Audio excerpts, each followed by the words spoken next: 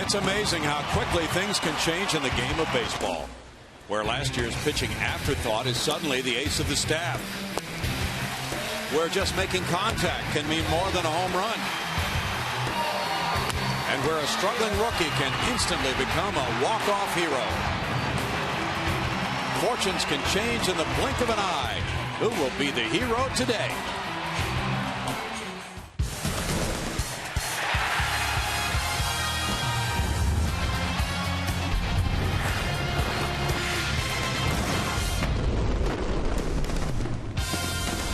Live from Minute Maid Park in Houston, Texas, TSN Houston brings you Houston Astros baseball. Today it's Game 2 of a 3-game weekend series between the Astros and the Seattle Mariners. Good afternoon, everybody. Bill Brown and Alan Ashby, along with Layla Rahimi. We were here for a while last night, more than 4 hours, and the Astros won it in the 11th over the Mariners, Ash. Well, it's always worth it when you pick up the W, and it was done in a fashion that maybe wasn't counted on, but very enjoyable for the hometown. They put some hits together late in the game and came from behind, beginning with the 8th inning. Well, this was tying the ball game in the 8th inning. Jonathan Villar with a 2-2 count and a man at third base, 1 out. Just makes contact, and that's the big difference maker there for the ball club to get tied. So many strikeouts wind up leaving men at third base. Then you get to the 11th inning. It is Mr. Altuve getting it started with a base hit, leading off the inning. Dexter Fowler tries to move him, but comes up with a base hit on the bunt, pushing it on the right side. Another bunt attempt. Carlos Corporon lays one down near the mound. But look at the speed and the hustle of Altuve to beat this play at third base. That sets up George Springer, who was 0 for 5 on the night, and picks up a base hit. That wins it for the hometowners, and a joyful evening, not only for the whole gang, but for George Springer, who hopes it means that good times are coming. So that's Game 1 of this 3-game series, an exciting win for the Astros. Now for Game 2. They give Dallas Keuchel the ball, and the bullpen was fantastic last night with Brad Peacock starting. Keuchel has been solid lately. 4 straight quality starts for Dallas Keuchel. He really has been the man out of the in the starting rotation. Last time out, struggled with the strike zone just a bit, but still managed with 101 pitches to get through. But you can see he has been steady and not allowing many runs on the board. A good mix of pitches. Fastball sets up the other stuff, Ash. He does, and he's not going to overpower at any point, but you see the good sweeping breaking ball. He'll spot the fastball on the inside edge and the outside edge, depending on who's at the plate. Dallas Keuchel, he needs the command. He's been getting the command and changing speeds. Coming up next, it's Layla Rahimi coming your way, and she talks about the returning Hisashi Iwakuma coming back from the disabled list. Can the Astros reverse their fortunes against this tough right-hander? Comcast Sportsnet.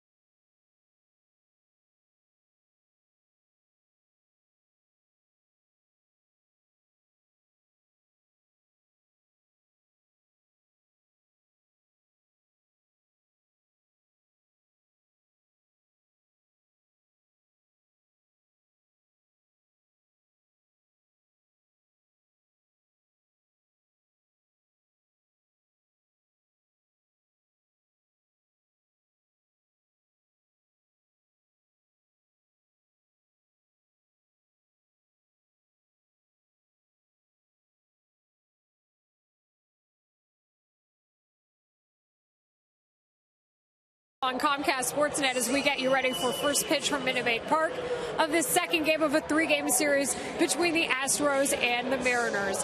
On the hill for the Mariners today is a pitcher the Astros know well, Hisashi Iwakuma. He was activated for the 15-day DL, suffered a torn tendon in his right middle finger, but now he is back on the mound and starting in the game today. Astros know what Iwakuma can do because they've seen his body of work. Last season, he was lights out for Seattle.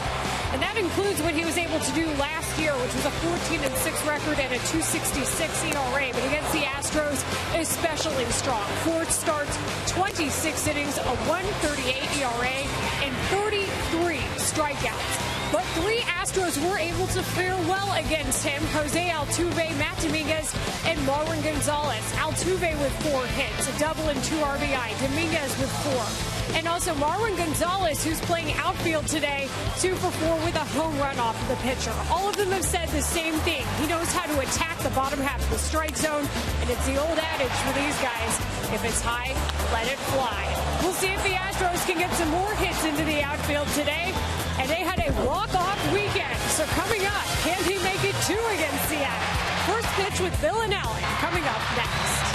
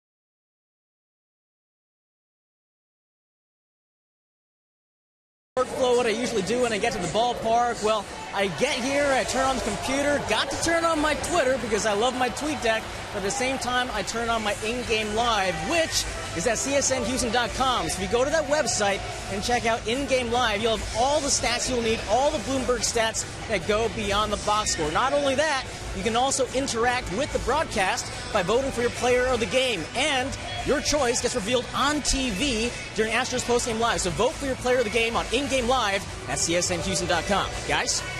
Thanks, Howard. A very festive day here with the celebration of Cinco de Mayo. And there were festivities outside the ballpark. The players took part in some of those. Jeff Luhnow was outside. So that's how the fans got involved in leading up to this Cinco de Mayo celebration. Here's the starting lineup for the Seattle Mariners. Michael Saunders leads it off. He's in center field today with Stephen Romero at right field. Robinson Cano batting third as the second baseman. It's Corey Hart, the DH. Number 5 spot is occupied by third baseman Kyle Seager. It's Justin Smoke at first base. Cole Gillespie in left field. Brad Miller, the shortstop. Batting ninth, Mike Zunino, the catcher.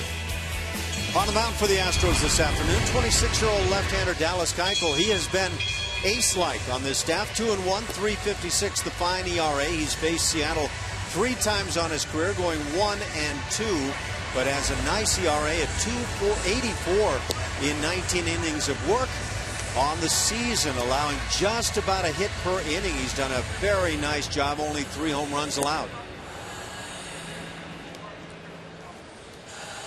Keuchel out for start number 6 of the season. There's Bobby Dynamite up on the train, trying to exhort the Astros to a nice top of the first inning. He was there cheering last night when they won the game in the bottom of the 11th inning. 5-4. Houston out hitting Seattle last night, 11-8. And now back for a day game after the night game. The finale of the series is tomorrow at 1:10. Keuchel ready to go to work to the Condor. Michael Saunders has picked up that nickname by his coverage of the outfield. He was in right field last night, starting in center today.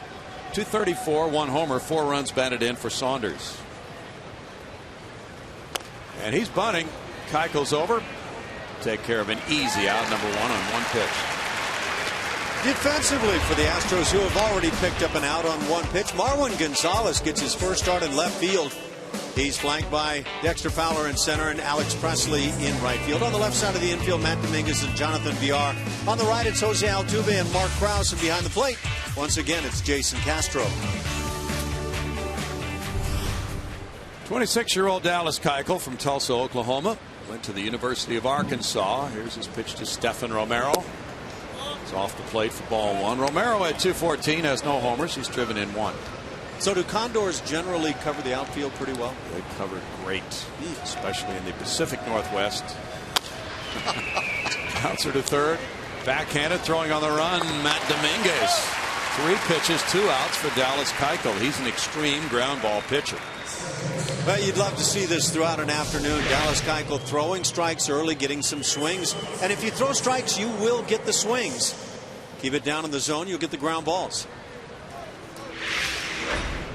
2 down now, and it's Robinson Cano batting. Domingo pulled way off the third base line for Cano. Cano at 283 has 1 homer. He's driven in 14. The Astros snapped his 9-game hitting streak last night. He was 0 for 4 with a walk and scored a run. They made a couple of good plays on Cano last night. Former Yankee fouls it away. There's strike 1 to Robinson Cano. Not sure that's where you want to be on Cano. Up a bit, out over the plate. He drives the ball away so well. A lot of his hits are to left field and up the middle this season. He did a great job of pulling the ball to the right field seats in Yankee Stadium, but he's in a different venue now by far in Seattle. Bangs that one off his leg, and it's an 0-2 count. The Mariners and the Astros are occupying the next to last and last spots offensively in many different departments in the American League. The Astros have won 3 of 4 from Lloyd McClendon's Mariners. That was quite a battle last night. Seattle took a 4-3 lead at the bottom of the 8th. Houston tying it, and Houston winning it with an 11th inning run on the Springer single. Pitch is away, and it's a 1-2 count to Cano. Both of those late runs for Houston, scoring on balls hit on the infield side. Yeah, a lot of hustle. Good contact work with the bats. That's bounced, and Altuve's there to his left. Tossing over to Krause for a quick 3 ground ball out. First for Dallas Keuchel. The Astros come up against Iwakuma in a moment.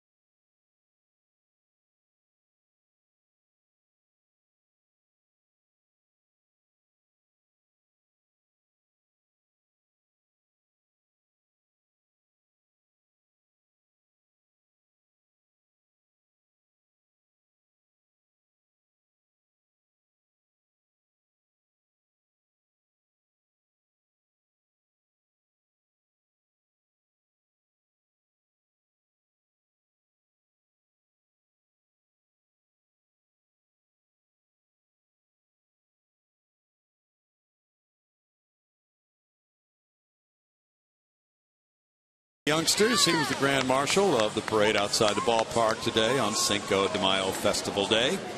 The Astros lineup is presented by Jack in the Box.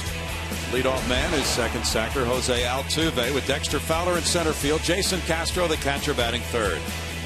Promoted to the cleanup spot today, Matt Dominguez playing third base. It's Mark Krause at first, Chris Carter the DH, Alex Presley in right field. Marwin Gonzalez getting a rare outfield start, his first in left. Jonathan Villar's the shortstop.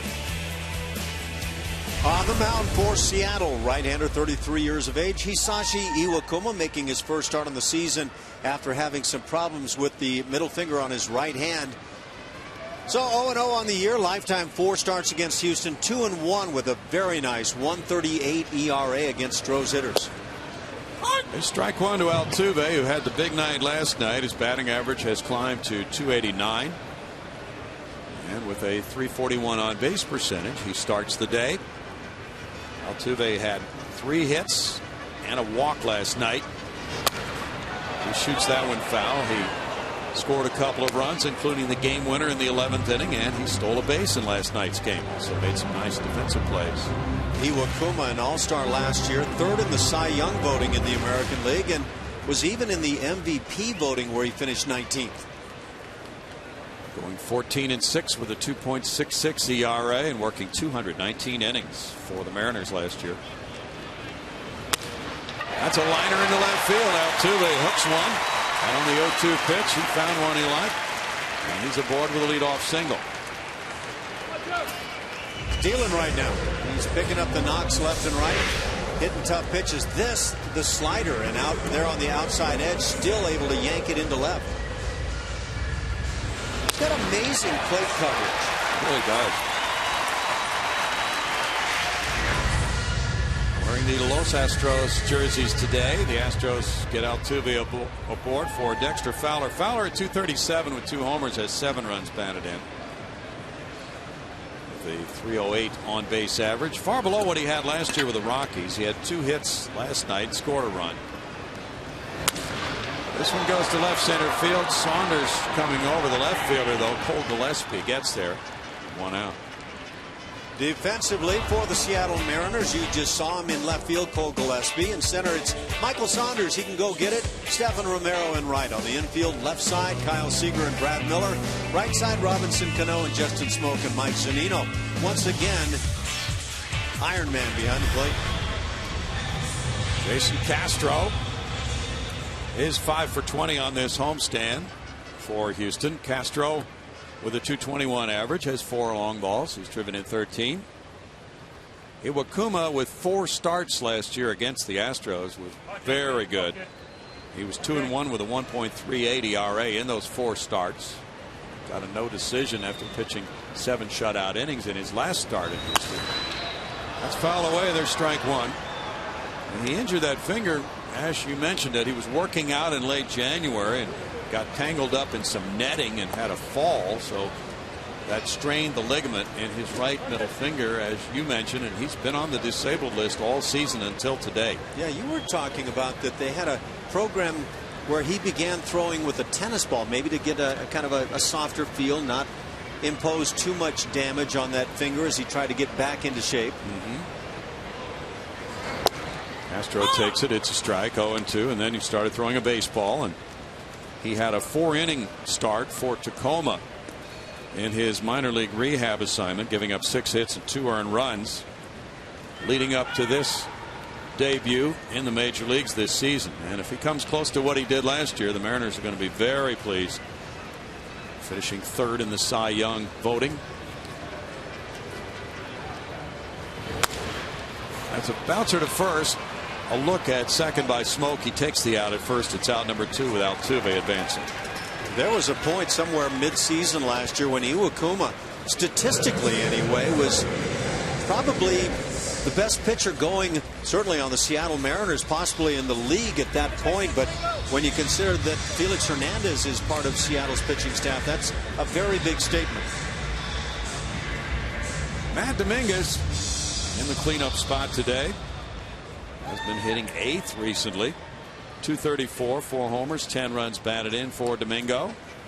but he's picked up the pace. He batted in the number 8 spot last night, going 1 for 3 with a walk. George Springer's getting a rest today. He has been the cleanup man the last several days.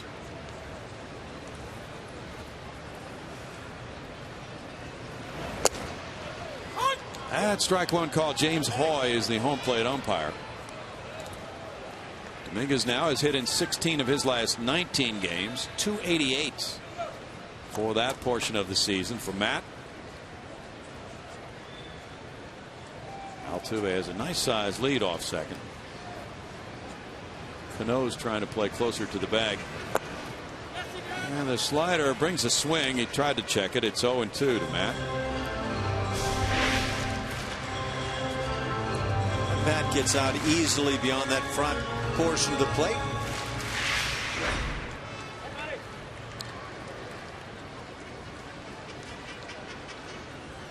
Iwakuma, one of 10 active players born in Japan and playing in Major League Baseball.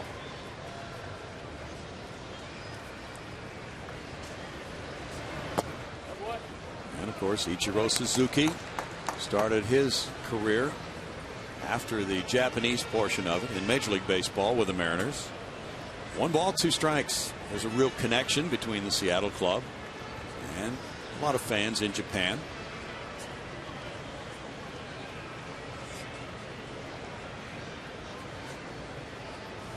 Mark Krause is on deck.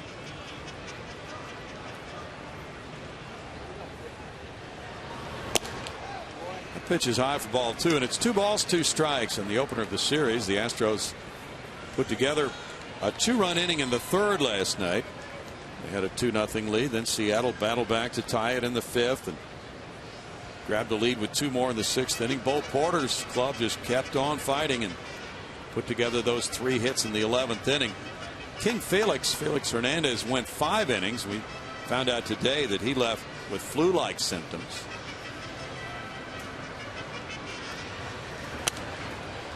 Fouled, and Altuve had taken off on the pitch. It's still 2-2. Even with 2 outs, Altuve deciding, if you're going to give it to me, I'll take this, and good aggressive play.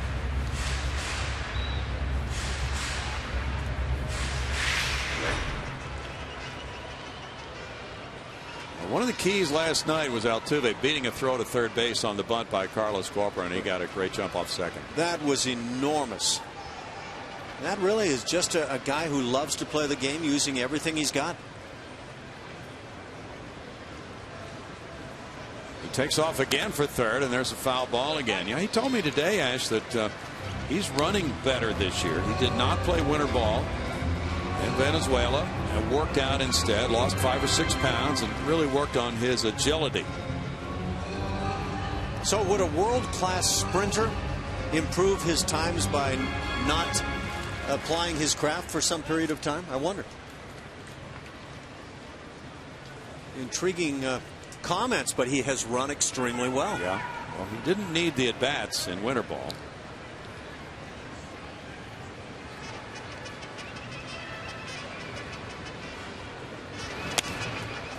Popped up.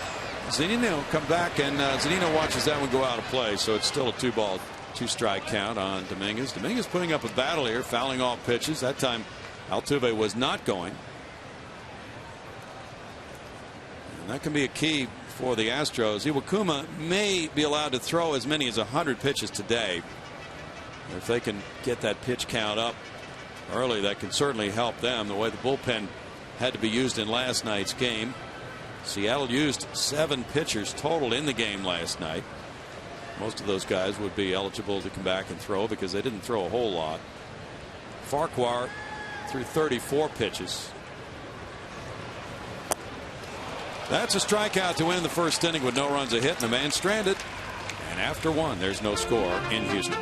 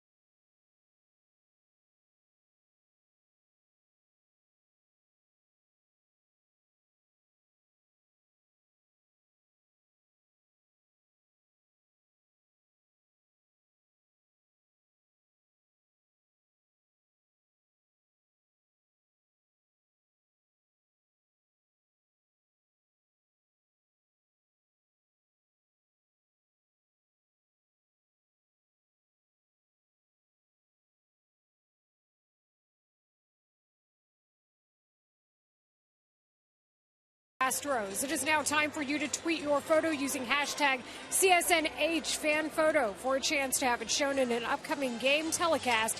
It is the CSN Houston Fan Photo brought to you by AT&T. Marwin Gonzalez is in an interesting place, and even though he's a utility guy, he's not used to being in the outfield. This is his first regular season game starting in the outfield. He did see some time there during spring training, and he said he was pretty surprised.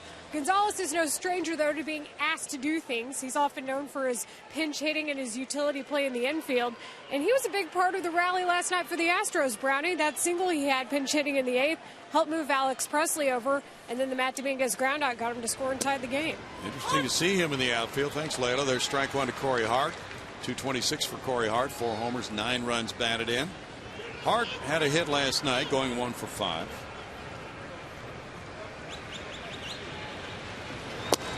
And that one comes in for a ball from Dallas Keuchel. It's 1-1. Layla got all wet last night on the George Springer celebration. First walk-off win for the Astros this season. Certainly the first time you could ever say that about Layla, that she was all wet. She's never all wet. But she was soaking wet. And a great moment for the rookie right fielder from the University of Connecticut. He rates the day off today, in part because of exactly that. He won the game.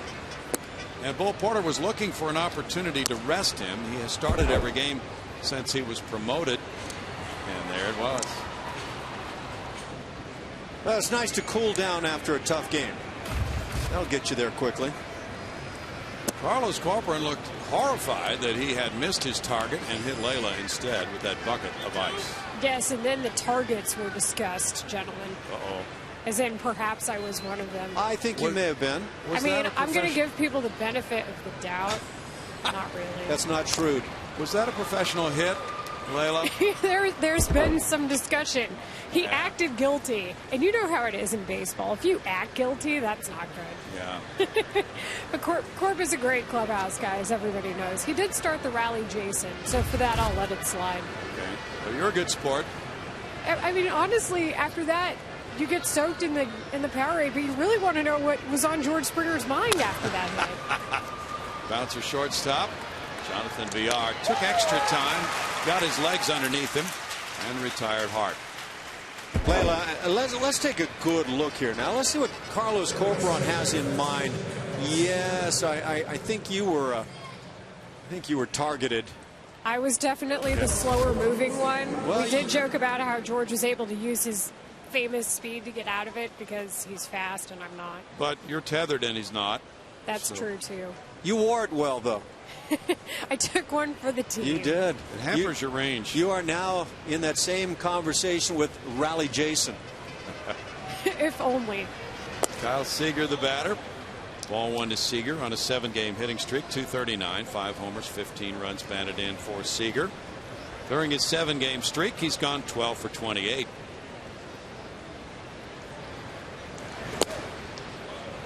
Keuchel falls behind him 2-0. Seager is 3 for 10 lifetime against Keuchel. Seager had the big 5 RBI game with 2 homers at Seattle against Houston, April 23rd. 2-run homer in the 7th and a walk-off 3-run homer with 1 out in the bottom of the 9th. Bangs that one off his leg, and it's a 2-ball, 1-strike count. This is not the guy you want to fall behind and then leave one through the heart of the plate on, and yet that's exactly what Dallas Keuchel wound up doing. Sometimes when guys are hot and the pitchers know they've got to make good pitches, that's when you start making mistakes.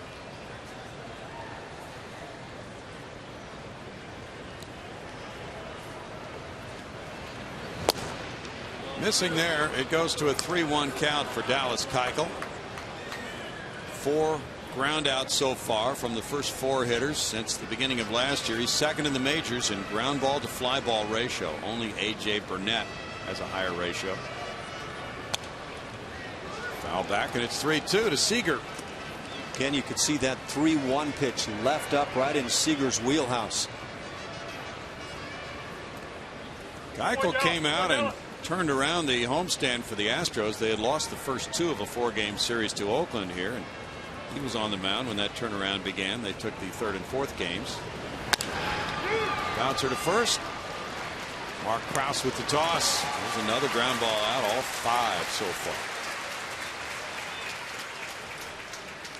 This guy's really starting to pitch like an ace of a staff. You know, he's not the blow away kind of pitcher, but when you're creating this many ground balls, it's just as dominating in another direction. Well, over his last 4 starts, his ERA is 2.84. And he's averaging 8.9 strikeouts per 9 innings. Infield defense changes a little bit as switch hitting Justin Smoke comes up. There's the shift for Smoke. Smoke hits one out to left center field. Gonzalez on the run. That's a gapper. Bouncing off the bullpen fence. Picked up by Fowler. And the first base runner for Seattle is Smoke on his 7th double of the year.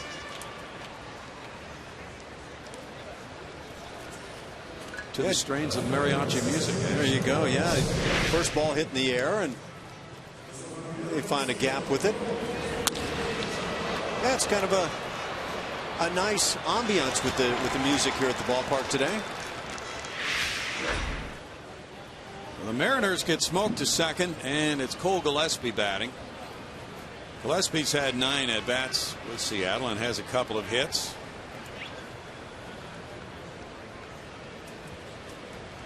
Getting a right-handed bat in the lineup. Switch hitting Abraham Almonte has been playing a lot of center field, and he's on the bench today.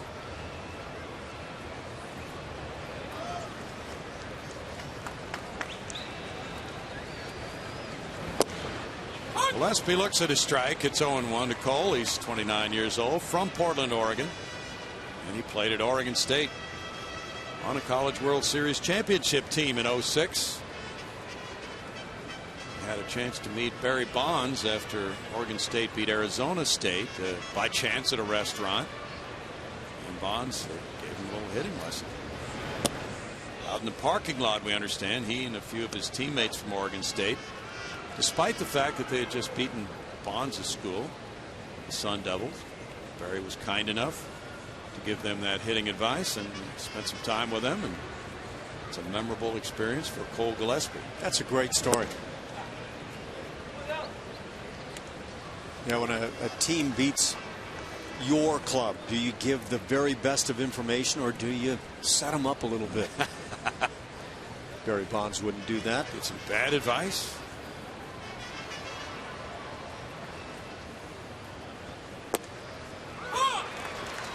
Two balls, 2 strikes. Yeah, I'm trying to picture how you go out in the parking lot and start providing hitting instruction.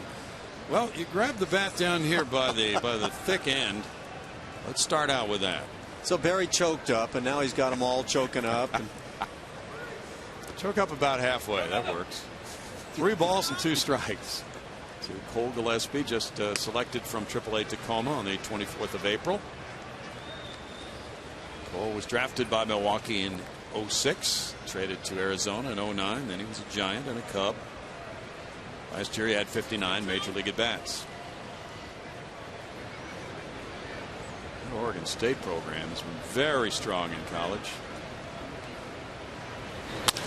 Bouncer up the middle, but Altuve's right there, down on a knee, throwing out Gillespie. Stationed perfectly. No runs a hit and a man left, no score.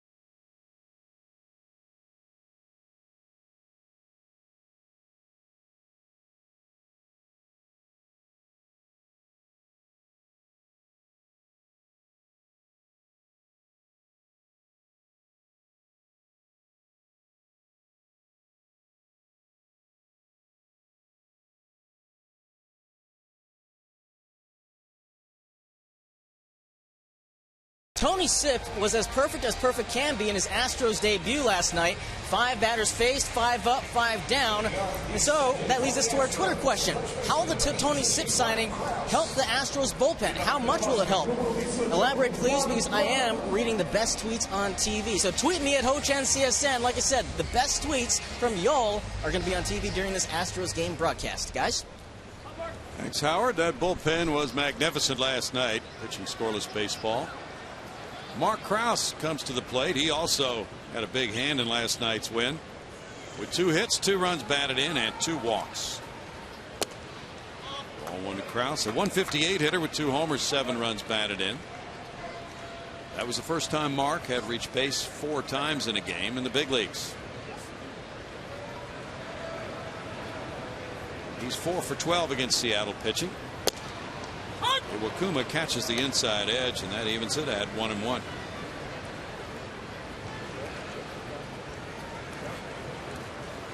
He had a great walk to strikeout ratio last year. 219 innings, only 42 walks, 185 strikeouts for Iwakuma. Got that little hesitation like a lot of Japanese pitchers do, Ash. It's almost, well, it might be universal with their pitchers. It's a timing mechanism that they seem to employ very well. Certainly requires balance.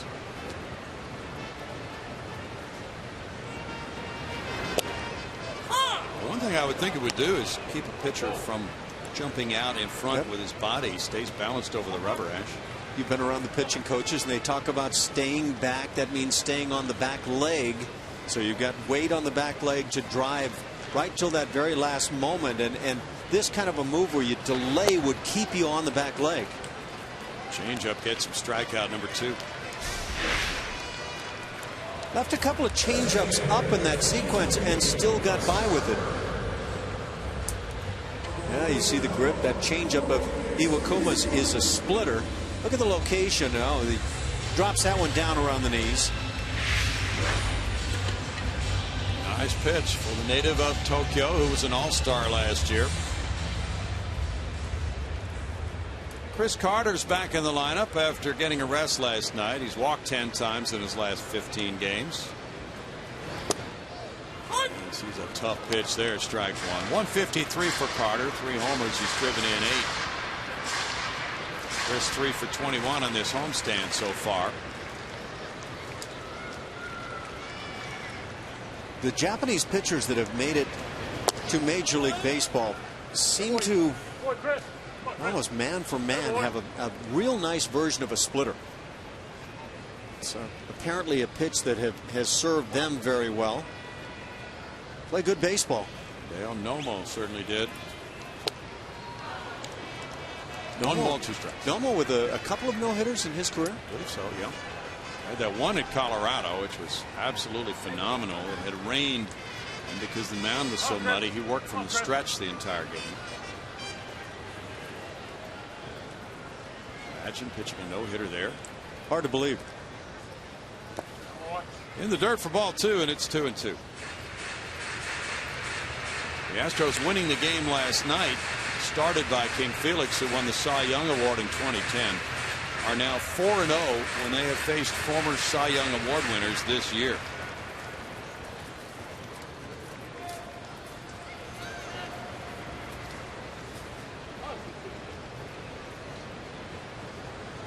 That was the Astros' first win when they don't hit a homer this year. They're 1-12 when they hit no home runs in a game. Well, that shouldn't be hugely surprising. But that you win when you hit home runs, but that you have just one win when you have not homered may be surprising to this point.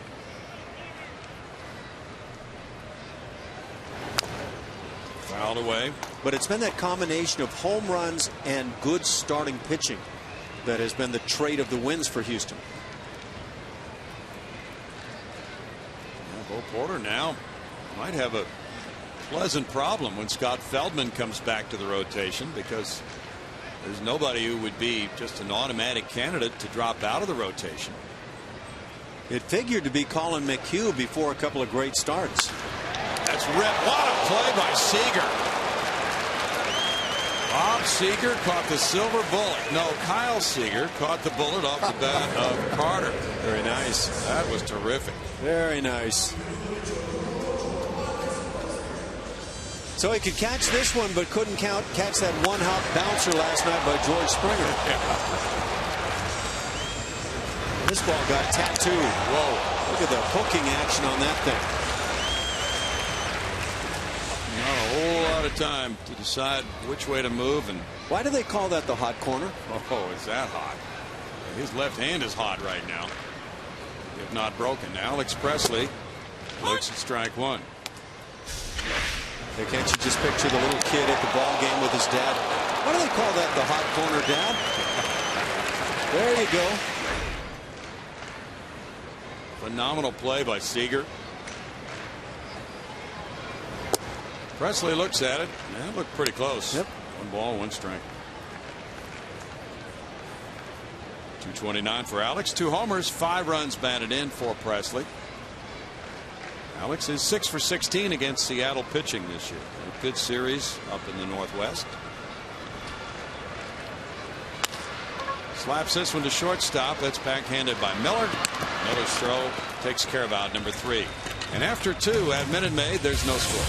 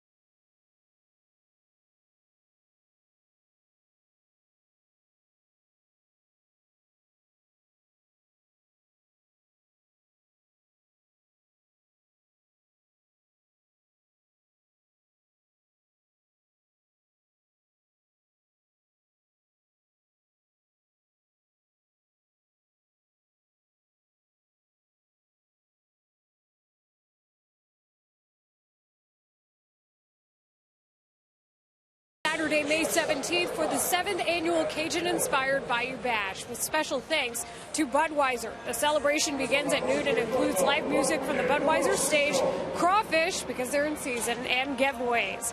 For tickets, call 1-877-9-ASTROS or visit astros.com. Joined by Howard Chin of In Game Live, our CSNHouston.com team. Howard, fun to cover the game yesterday, the Astros walk-off. What do you see on In Game Live so far today? You know, it's pretty fun because on In Game Live, last night they voted Mark Krause as the player of the game. Today, already some votes. If people log on CSNHouston.com, it's right there on the homepage. And if you go further, click on In Game Live, there's already some votes for some players. We see Dallas Keuchel with some votes. Dexter Fowler is leading the voting, but the winner is revealed on TV afterwards on Astros Postgame Live. We'll be voting. Guys, back to you. Thanks, Layla. There's ball 1 to Brad Miller leading off the 3rd inning. Miller at 191 has 3 homers. He's driven in 8. And he was 2 for 5 last night. Well, you guys, being heavily involved in Rockets telecasts, had to be somewhat saddened by that finish last night on the last second shot. That had to be a long flight back, Layla, from Portland. So I, of course, prolonged the post-game showering of the Powerade to watch the Rockets.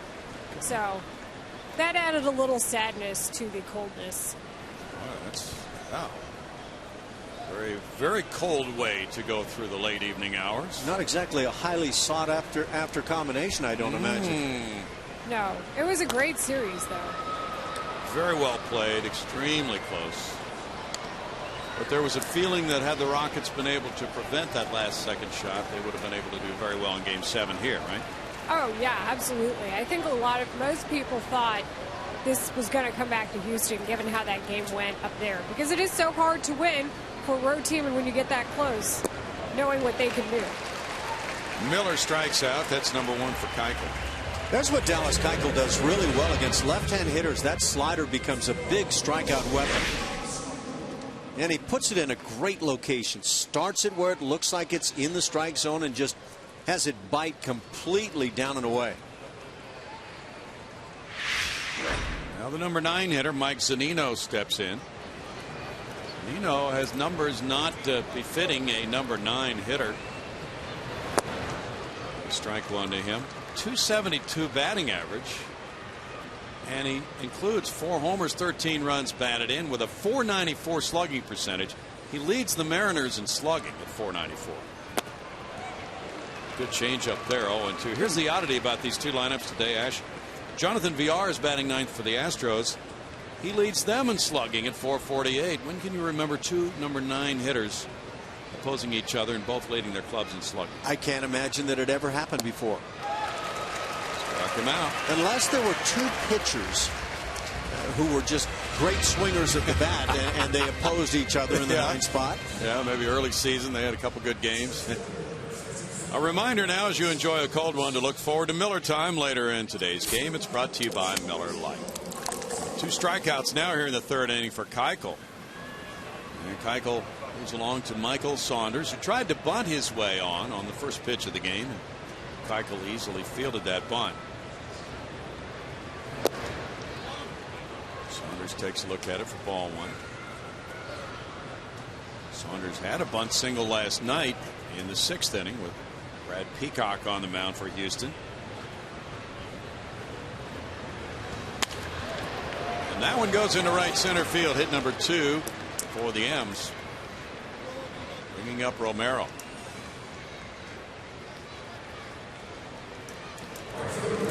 Keuchel generally doesn't have the kind of fastball that he wants up in the strike zone, but he leaves a pitch up here and it gets handled. There would be times with a couple of strikes where he might try to come up, but I would say throughout the course of a game that would be seldom.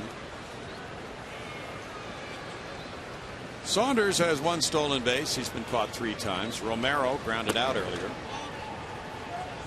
Romero takes ball 1 with Cano on deck. Keuchel leads the Astros with 4 quality starts. In his 5 starts, the club has a record of 3-2.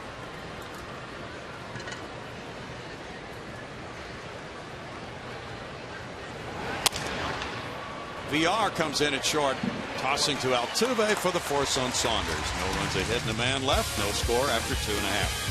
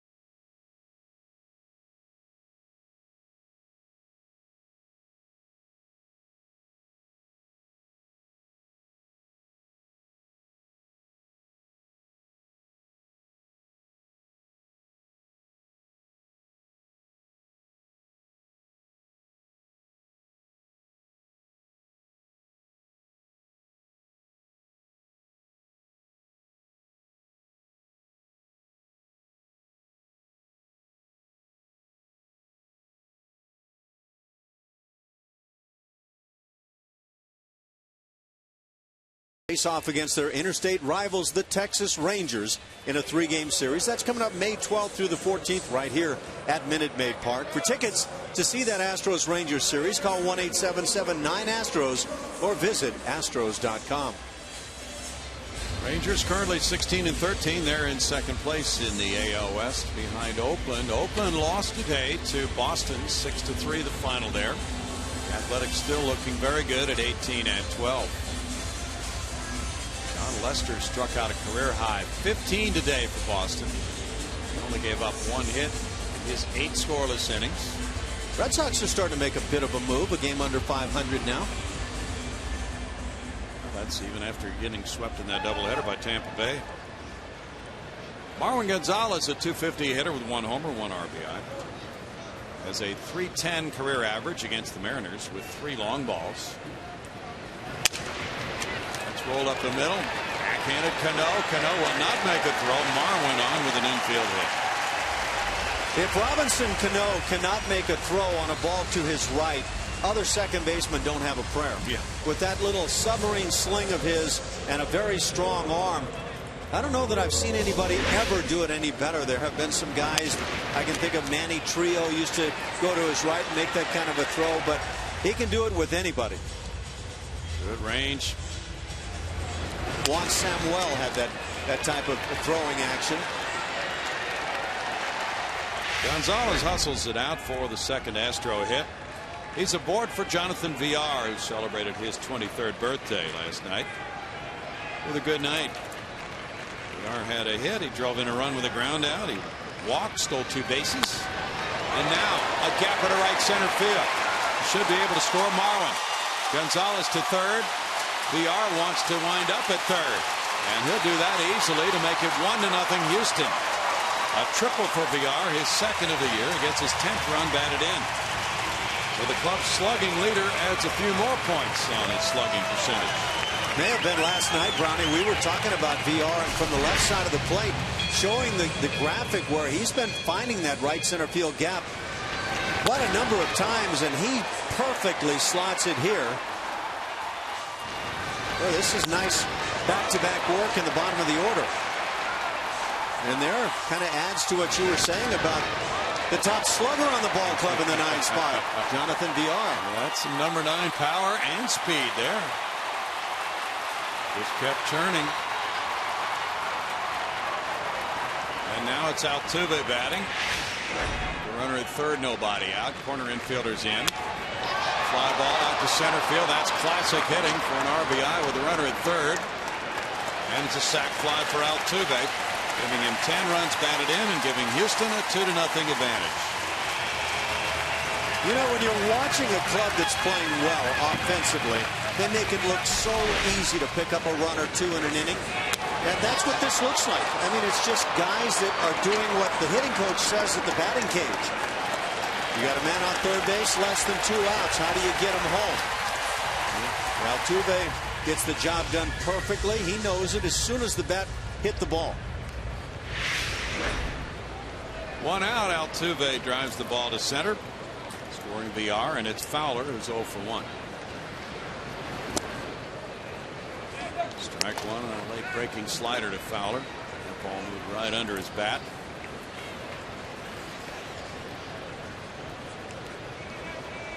Johnny Gomes hit a grand slam for Boston today in the win over Oakland. That's a strike, and it's 0-2.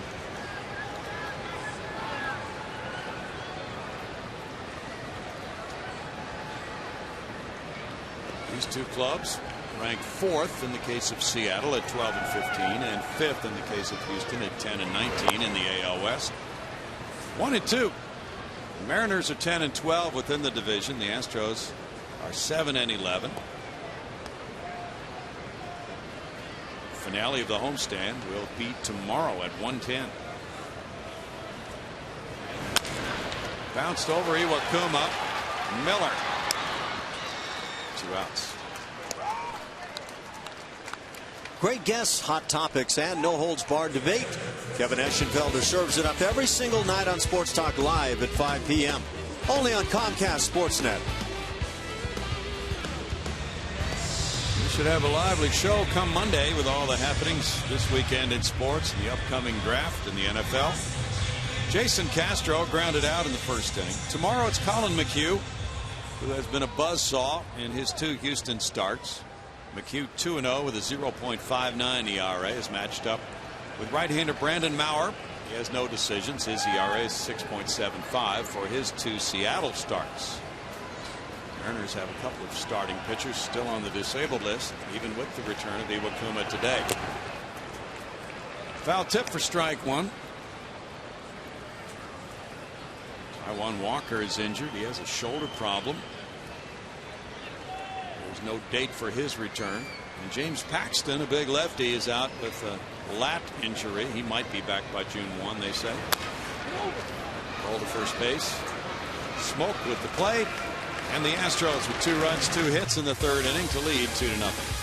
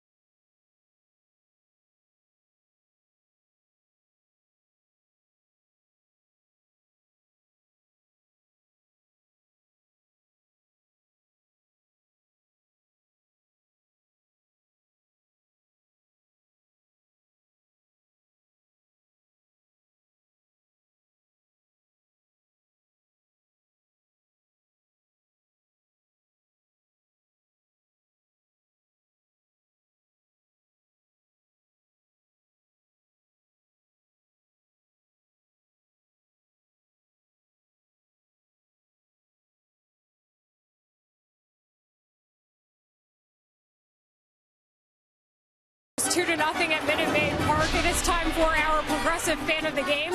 And since it is the Cinco de Mayo Festival Day here at Minute Maid Park, who better to be the fan of the game than the Mariachi Band? This is Mariachi Calmecac. Antonio is the band leader, playing a song for you. What are you guys playing, Antonio? Relámpago. So enjoy the music. Never a bad thing when you have these guys making some good music happen. Just part of the festivities here today at Minute Maid Park, guys. I'm going to sit here and listen and watch some baseball. They are good. And you're the band leader. They struck up the band right when you came on the air with that piece. Good stuff, Layla.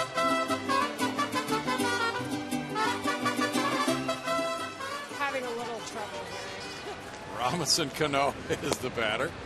There's strike 1 to Cano. He grounded out in the first inning. Just leaned back from that breaking ball. 2-0 lead for Houston. Dallas Keuchel looking good. He's given up a 2-out double to Smoke in the second, a 2-out single to Saunders in the third. Now Cano backs out of there. Keuchel has just been so very consistent this season. Lost his first start here to the Angels. In that game, in 5 innings, he gave up 4 runs.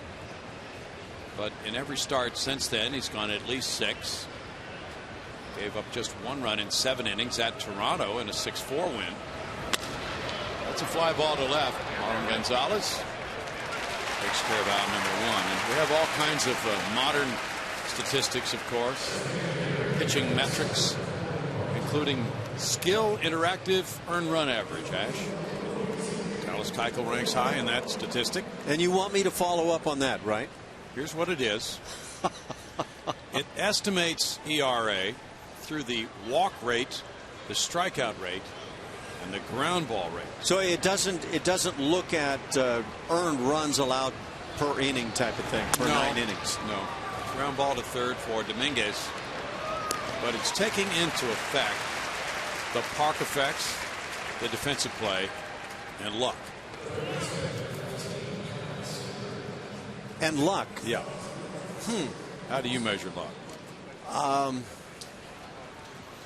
Usually, like every time I swing the golf club, it's not good luck. It's luck if it goes in the hole. 2 outs, and it's Kyle Seager. Well, run prevention improves as ground ball rate increases. I wonder if that has borne out to be true through the years. I'm trying to think of like a Sandy Koufax. Would he have been a ground ball pitcher? That's a fair question. My hunch is he was a strikeout and pop-up fly ball kind of a pitcher. Right. Seemed to work out pretty well for him. So that's why the skill interactive ERA, or SIERA, SIERA, is a little bit different than the ERA.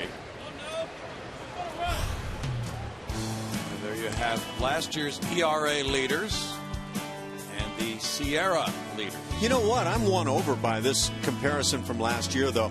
If you look at that list of names on the right-hand side, you're talking about elite pitchers in Major League Baseball.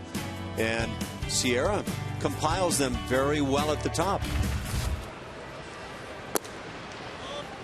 That's a ball to Kyle Seager, and it's 2-1.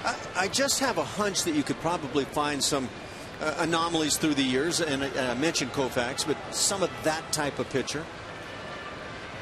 How does Justin Verlander fit with that, I wonder? We're going to show you this year's leaders in a moment.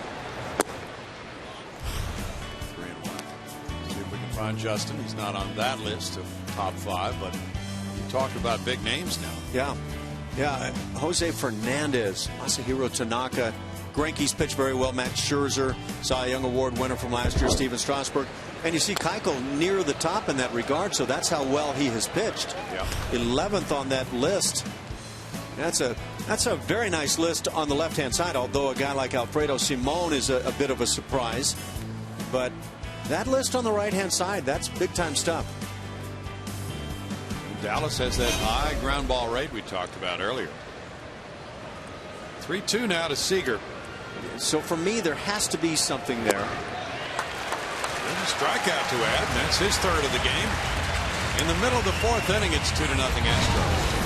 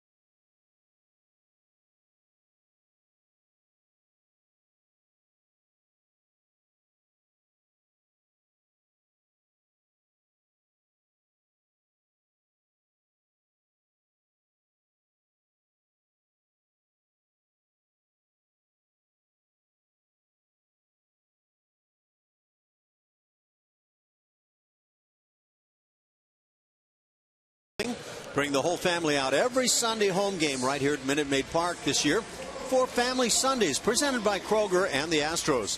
Make sure to take advantage of special Kroger Family 4-pack for only $75 on select Sunday games. For tickets, 1-877-9-ASTROS or Astros.com. Inside Minute Maid Park with the air conditioning pumping. It is a gorgeous day outside. A little bit warm before opening the roof. The roof has been open the last few nights, and it's been gorgeous. Chris Young here as a member of the pitching staff. I've been wondering where Aunt Bertie was. Birdie came out to see Chris, who's in the rotation for Seattle. Here's ball one to Matt Dominguez. Matt struck out in the first inning. This is the 50th major league start for Iwakuma today. See that pause by Iwakuma? He thought he had put one right on the money. Since 1969, only 6 pitchers have had better ERAs through their first 49 starts than Iwakuma. 3-0. Vida Blue, Oral Hershiser, Doc Gooden, Ron Guidry, Alejandro Pena, and David Cone. What a list that is. Doc Gooden is somebody I was thinking about and mentioned while we were away in terms of that Sierra and how he might be impacted. Strikeout pitcher who allowed a number of pop-ups. Yeah. Leadoff walk to Domingo. Walk number 1 for Iwakuma.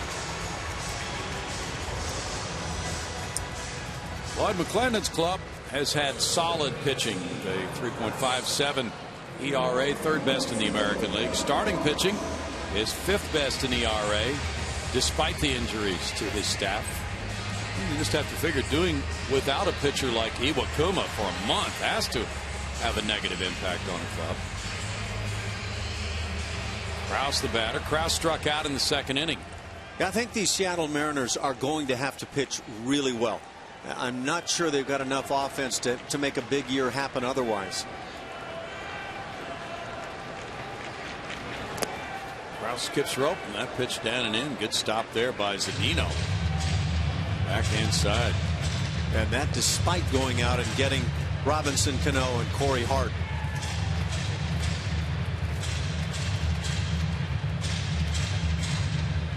He can swing the bat, there's no doubt, and he plays a very fine second base.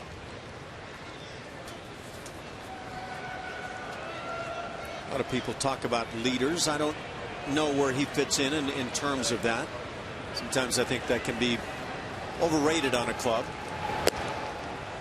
Getting some high marks from some of his teammates. Yeah, and that's a good thing. I mean, I only played with, I hate to put a number on it for anybody, but I played with very limited guys I would consider leaders. And yet a really good leader, as Rick Waits, the pitching coach, now comes out to the mound, was a guy who came through in big situations and played absolutely right. And an athletic trainer or interpreter. It's an interpreter along with Waits talking with Iwakuma here. It's in England.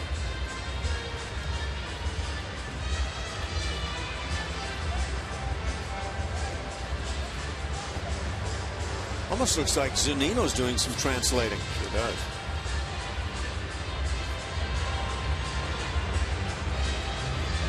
Well, he walked Dominguez, and now 2-0 on Krause, so maybe just to check on that finger and see if the tendon, the middle finger of his pitching hand, which was the injury, is holding up all right here in his first major league start of the year. He just set a club record for consecutive innings on the road. He came into this game at 25 and pitched scoreless ball for the first couple innings today. That's a strike to Krause. That makes it 2-1 to Mark. Some of those hitters' counts where Mark Krause will take a fastball right through a real good hitting zone.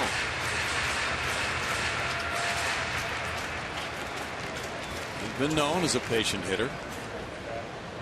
Astros got him from Arizona in the trade for Chris Johnson.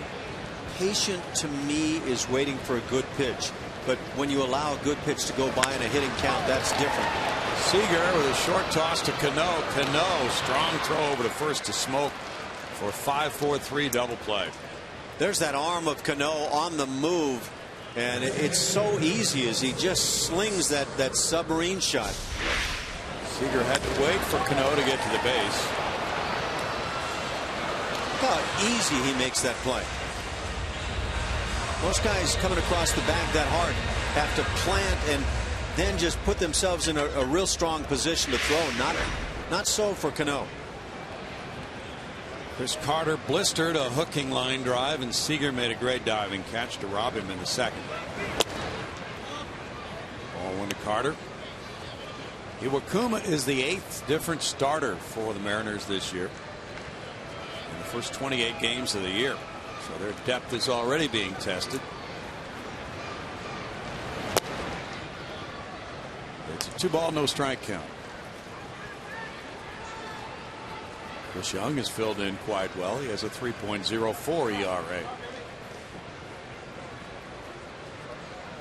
Lucas Litke, a lefty reliever who's from this area, was just sent down to make room for Iwakuma on the roster today. 2 balls and a strike. Now there's a 2-0 taken, and understandably perfectly spotted down and away. It's hard to do a whole lot with that pitch.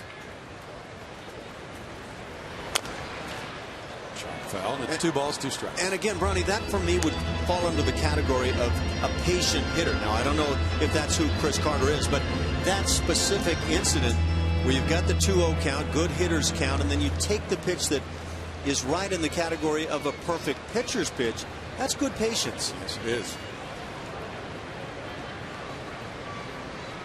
Cano's playing up the middle for Carter. Jam shot out to shallow left field. Cole Gillespie there to catch it. In the 4th, the Astros go down without a run. They lead 2-0.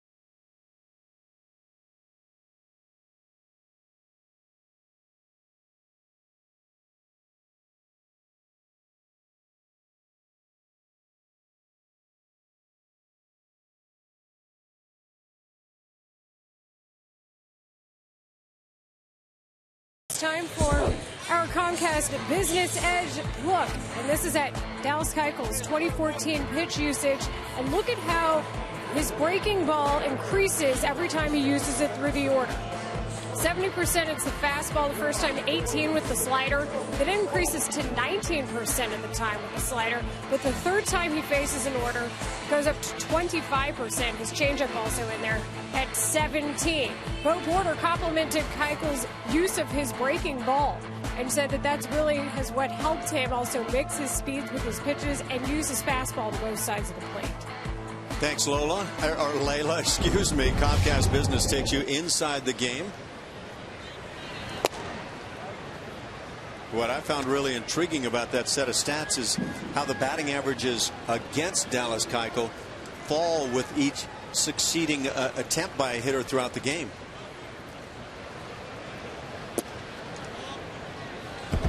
First time through, they're hitting .333. That surprises me, but down to .250 the second time and .206 that third time through the order. 2-0 pitch to Smoke, grounded out to Altuve. There's a broken bat out, number 1. That generally would not be a good kind of a count. 2-0 on a power hitter that's batting on the right side. Dallas Keuchel doesn't want to get in that scenario very often, but still breaks the bat.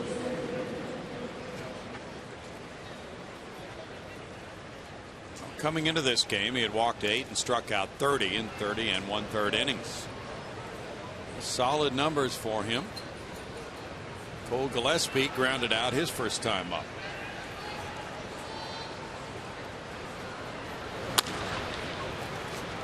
Bounce to VR.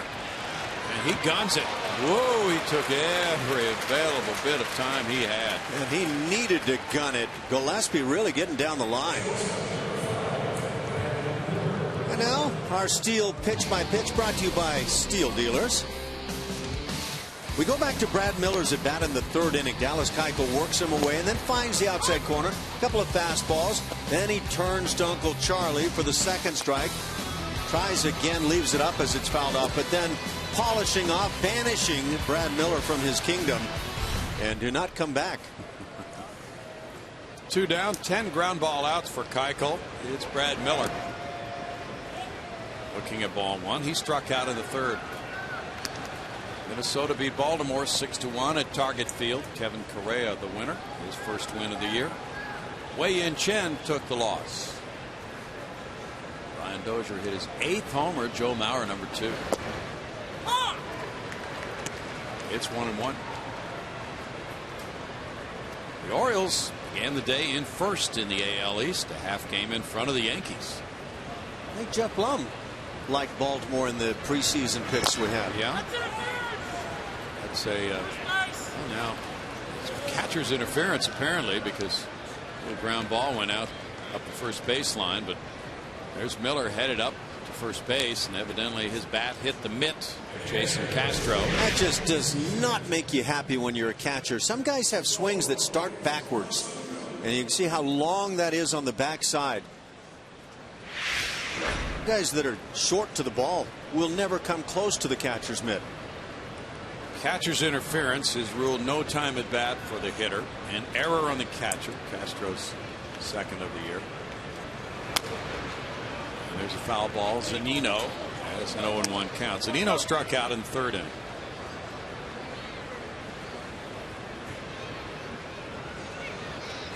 Andy Van Slyke was one of the kings of causing catcher's interference when he was a hitter. Destroyed me. Got me time and time again. Thought I was going to be catching pinned on the backstop at some point. You think he's coaching these Mariners hitters to draw catcher's interference? Here's the way you do it, guys. And here's the scenario in which I want to see you pull this off.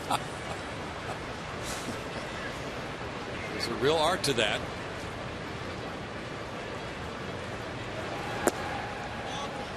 It's 2 balls and a strike. You know what? It doesn't help your on base percentage. Don't bother. No. Let's see. You take that to arbitration. Well, yeah. 15 times he reached on catcher's interference. If you could only factor that in, he would have led the league in this category. 2 balls, 2 strikes. Making my client an MVP candidate for sure. He led the league in that department.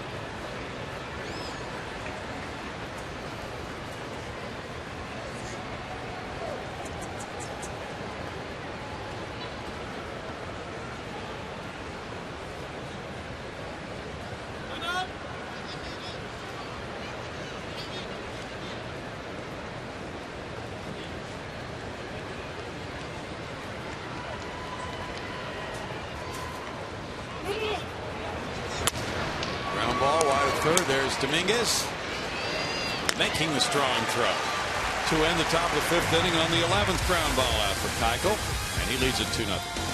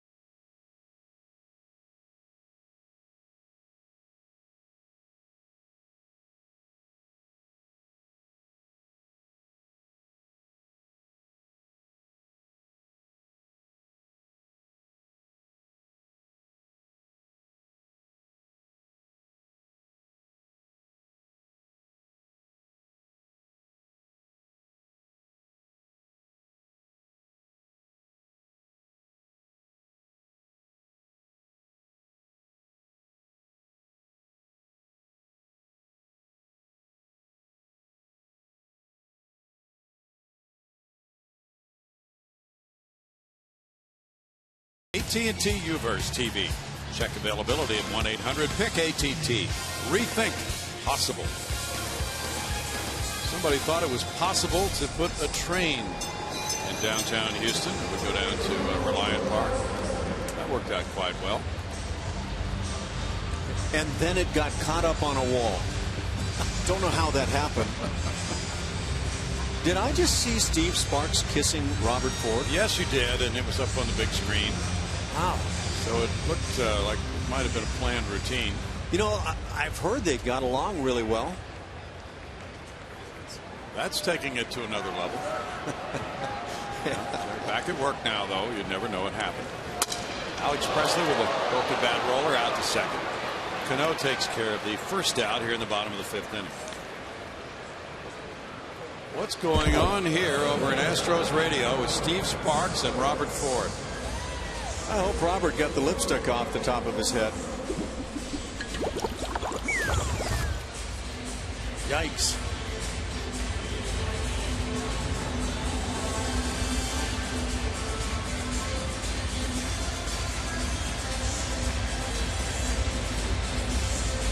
Now Marwin Gonzalez bats. He reached on an infield hit in the third and came around to score on a triple by Jonathan Villar. I wonder if that was Lowell approved. Walt Matheny probably instigated that whole affair over there.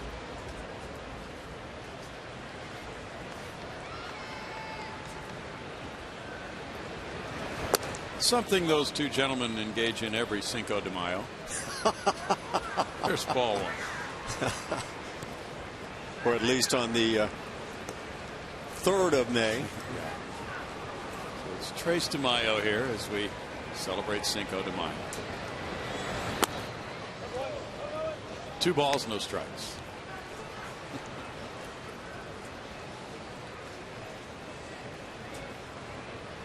Marwin Gonzalez is a very versatile player. He can play anywhere on the field except probably catcher. We haven't heard him volunteer to play that position. And he hits this one out to the gap in right center field. That'll shoot through and roll to the wall. Marwin might want 3 bases. He's being stopped at second by Pat Listash, and it's a double for Marwin Gonzalez, and a 2-for-2 day underway. Margon making a bid for maybe being a left fielder every now and then. You know, we talked about what a nice spring he put together to earn this spot to be the utility infielder. But now what he's doing is setting about earning a chance to play a little bit more often. Well, he's 2-for-2 today. That's his first double of the year. He has only 26 at-bats this season. 8 doubles last year for Marwin Gonzalez. This might be kind of a breakthrough game for him, which could lead to more playing time. Jonathan Villar had the RBI triple in the third.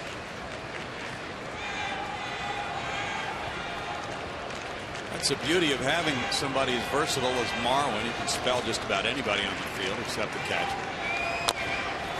Iwakuma comes in, bare hands, and throws to get Villar. 2 outs. Gonzalez to third.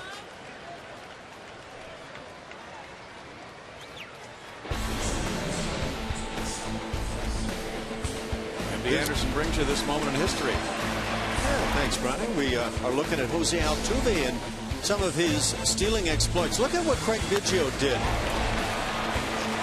Altuve with 32 hits and 9 stolen bases in the month of April. It was Biggio with 30-plus hits and 9-plus stolen bases in April of 1998. So Altuve in some mighty good company, I think you could safely say. Very good company. He was a fine April player. Altuve with a single and a sac fly in this game. He is the all-time Astros leading hitter in the month of April. Line to Cano, and he drilled that one for out number 3. No runs, a hit, and a runner stranded at third through 5, 2-0 Houston.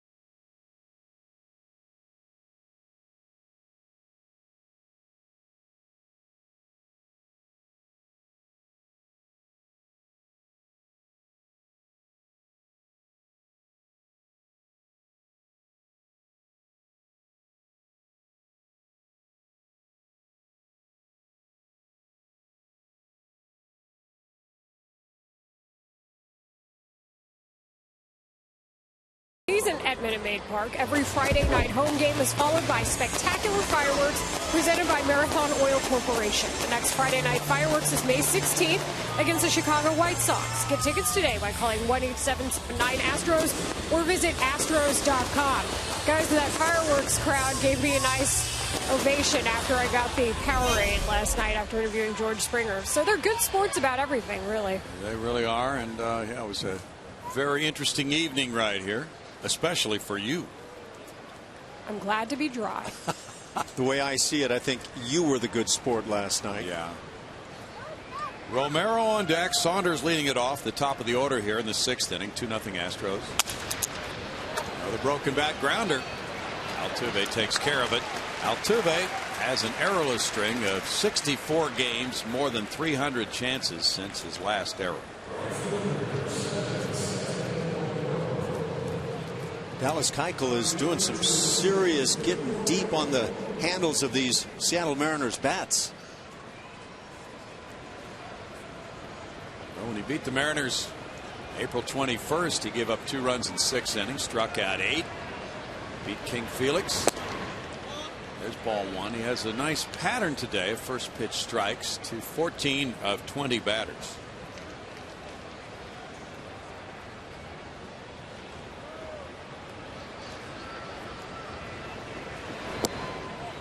Off the plate for a ball that makes it 2-0. Scott Feldman has had an interesting impact on some of the other younger pitchers on the Astros staff. He's been a master of changing speeds, moving the ball around himself. We've seen Dallas master that art of pitching. 2 balls and a strike. Yeah, Jared Cozart would be the only guy in the rotation that you'd say is the power pitcher. And he could be a very strong power pitcher. He's got that mid-90s fastball, can even push it a little beyond that. The right fielder comes over for it, and that ball is in the corner and fair.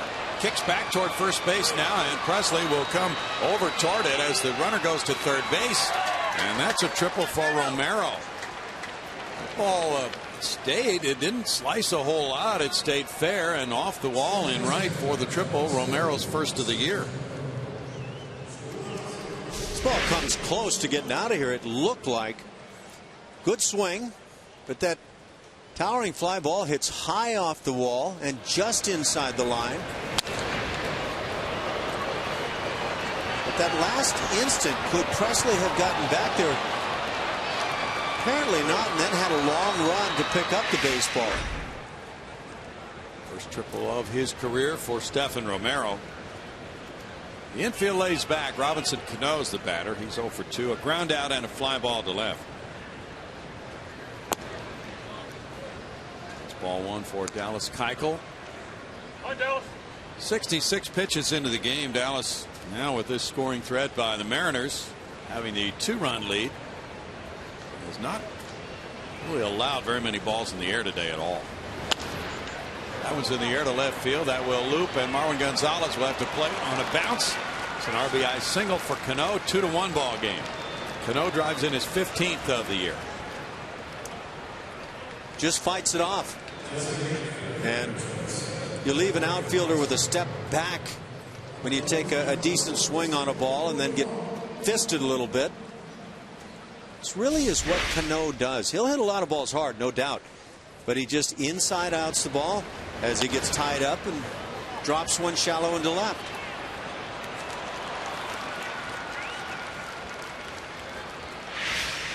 Corey Hart's the batter with Cano on it first. Hart looks at ball 1. He's grounded out both times to short and to third for Hart. Hart's had some outstanding major league seasons. Last year he missed all year with surgery on both knees, but back in 2010 when he was an all-star for Milwaukee, he hit 31 homers and drove in 102. Strike evens the count at 1-1. Hart from Bowling Green, Kentucky.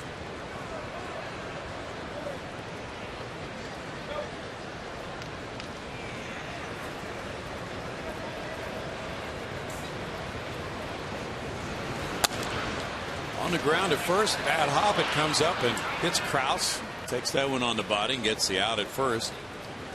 Out number 2. Genuine shot for the double play, missed right there. And now look at our pitch by pitch. Brought to you by Steel Dealers. We turn to the 4th inning. Kyle Seager at the plate, and he became a strikeout victim for Dallas Keuchel. Keuchel working him with the combination of fastballs and sliders and missing under the knees a couple of times. He went to 3-1 before he had to come through, and then eventually down under the knees, able to strike out Seager. 3rd strikeout on the afternoon for Keuchel. Now rubbing up the baseball before facing Seager, who has grounded out and struck out. The runner at 2nd and 2 down, leading 2-1 here in the 6th inning. Keuchel will turn his attention to this number 5 hitter, who's driven in 15 this year.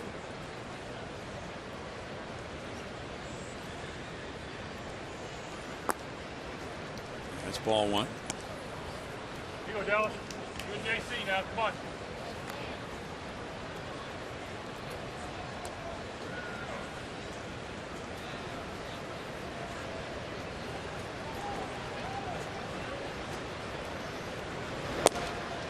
In for a strike on Seager. 1 ball, 1 strike.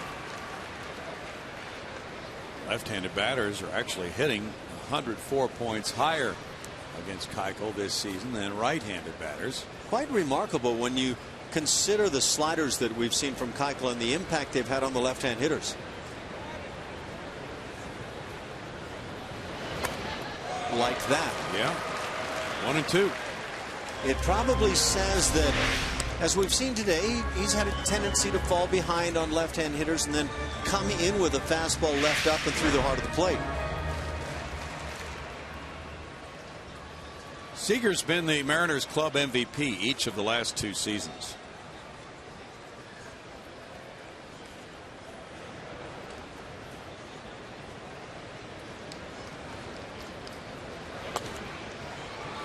Fouled away. Still a 1 and 2 count with Justin Smoke on deck. Astros, after the finale of the homestand tomorrow, will head for Detroit. They'll play 4 games in Detroit and 3 in Baltimore. Colin McHugh against Seattle and Brandon Maurer tomorrow at 1:10 as the Mariners get their 2nd shot at McHugh, who was certainly dazzling against them in his debut.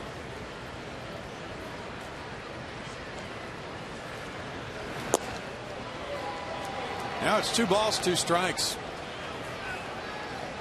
Well, that's been one of the interesting stories of the first month of the season for the Astros. Colin McHugh, who was really not in the picture in spring training for a spot on the Astros staff, has now just caught fire. Foul ball, 3rd base side, still 2 and 2.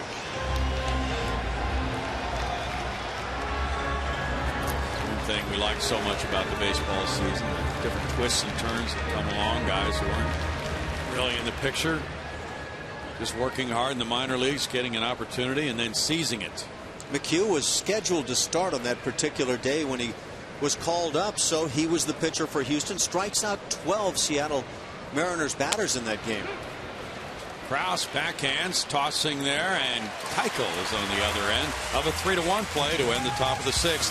1-run scoring on 2 hits with a man left. 2-1 Houston.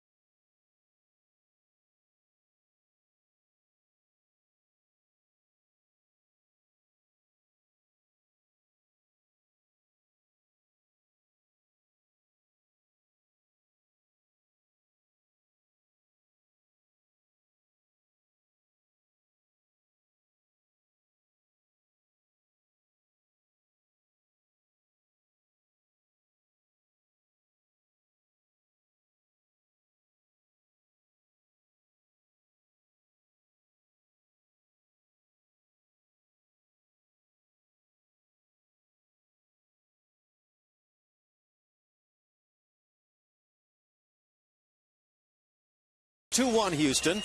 MLB.TV Premium, the #1 live streaming sports service, is celebrating 12 years. Join the millions of subscribers. Watch every out-of-market game live in true HD on over 400 devices. Visit Astros.com for more details.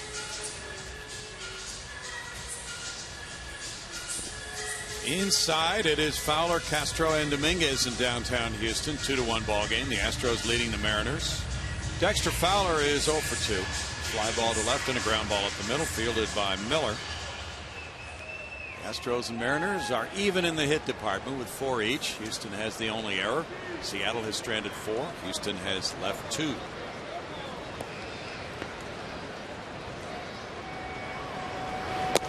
Iwakuma throws strike 1 at 82 miles per hour. He had that middle finger in his pitching hand in a splint for about 3 weeks after the injury to the tendon.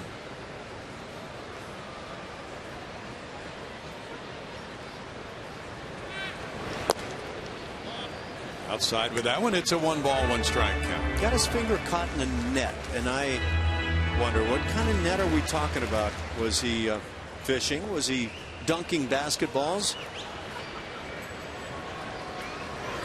Well, the story was that he was working out. 1 and 2. Sure. Conspiracy theorist here. Yeah.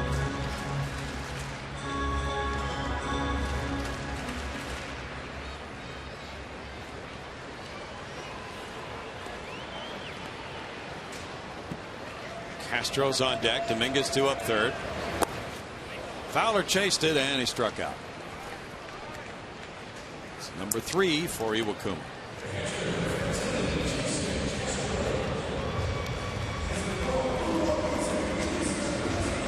How many of your workouts involve nets?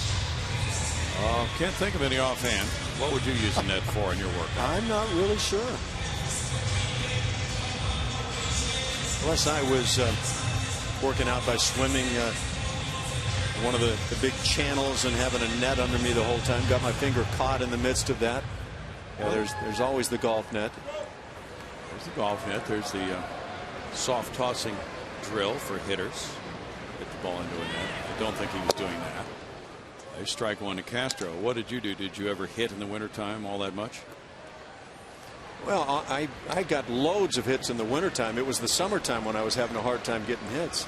That's what the net is needed for. The high wire act of orbit. He does that all the time. I don't understand why after it happens one time he keeps finding himself in that same dilemma.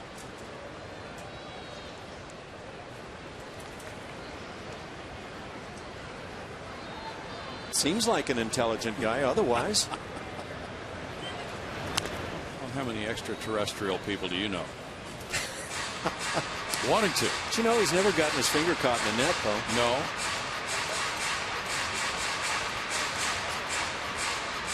Fans got the Los Astros t-shirts today.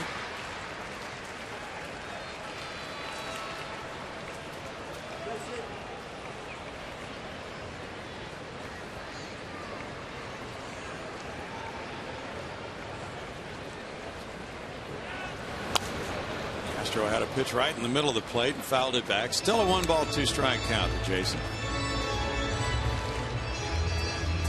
John Singleton came up with his 10th homer last night. There's your basic 4-seamer. And you can see the fastball grip, although it still gets some running action. Castro's going to get challenged in until he starts pulling more balls hard. Obviously right there, challenged simply to hold on to the bat.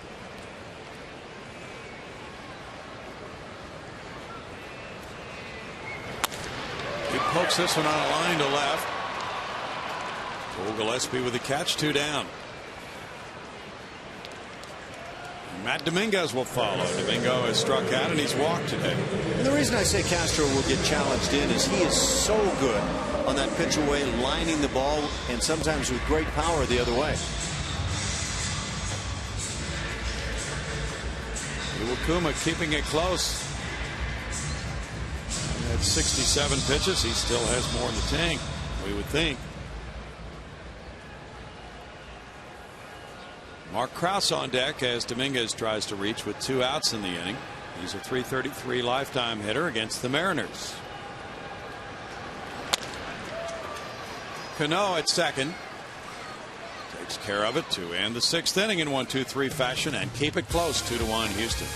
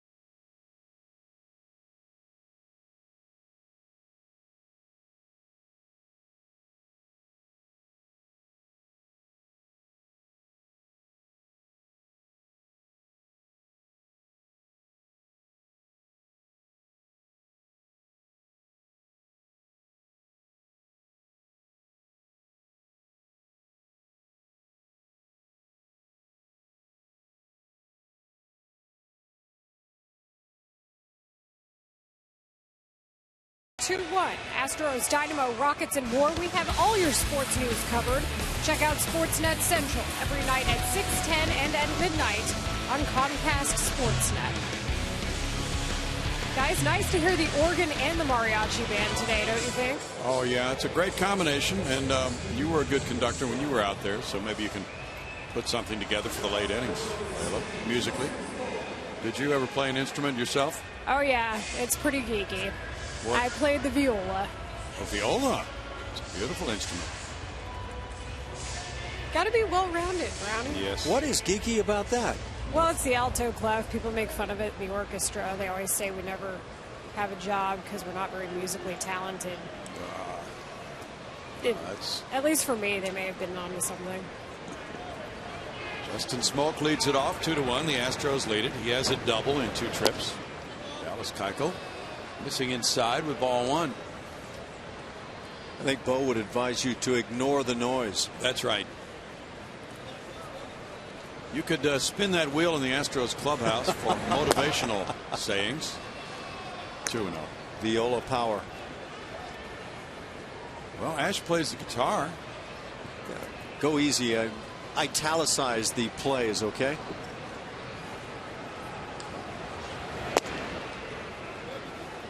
Three balls, no strikes for Keuchel.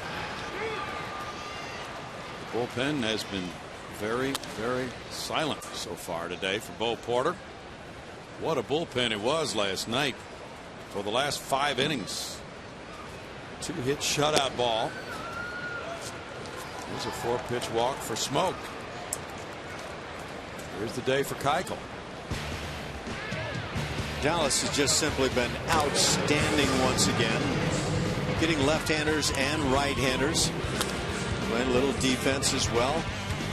And trusting in guys like Jose Altuve, who just does not want to make an error. Strikeouts, 3 of them on the afternoon. Left-hand batters having a tough time with that slider. Great numbers for Keuchel. He has a 1-run lead. Gillespie the batter.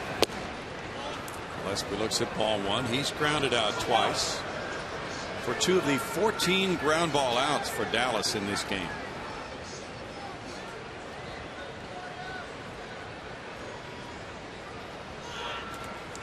And a double play ball here would certainly help his cause. It's 2-0.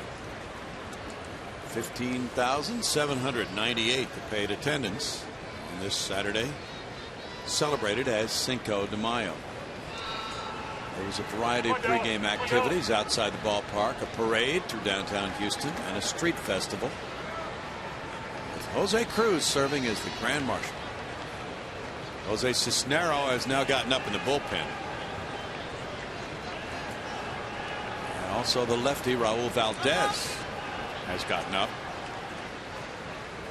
It's not a question of fatigue for Keuchel. He's thrown 83 pitches. The air conditioning's on.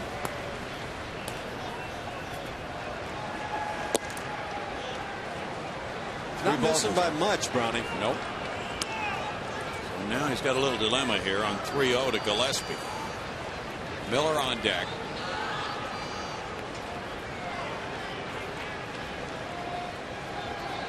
It's been this way many games for the Astros starting pitchers this year. Not a lot of run support. And now a walk. Second straight 4-pitch walk. First and second, nobody out for Miller. It's a painful way to start the 7th inning with a 1-run lead. Cole Porter's coming out.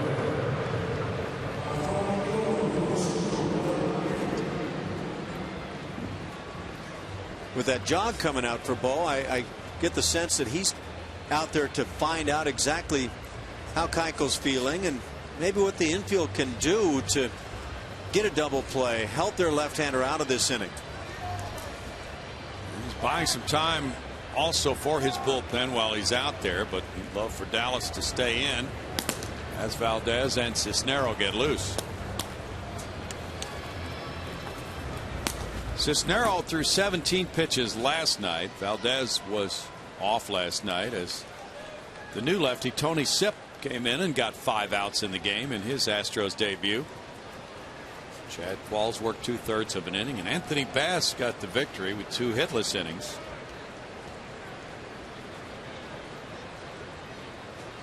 .28 balls first 6 innings, 49 strikes, 8 balls this inning, and no strikes.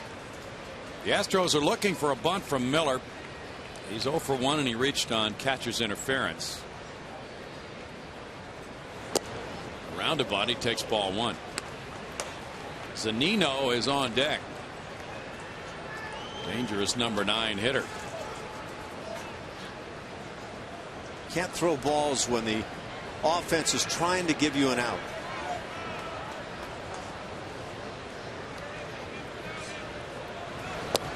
Miller bunts through it for a strike. And that was a jab attempt if you've ever seen one. Instead of holding the bat through the zone, watch the jab effort. It's not what the standard bunting coach would want to see. Don't have many of those around anymore.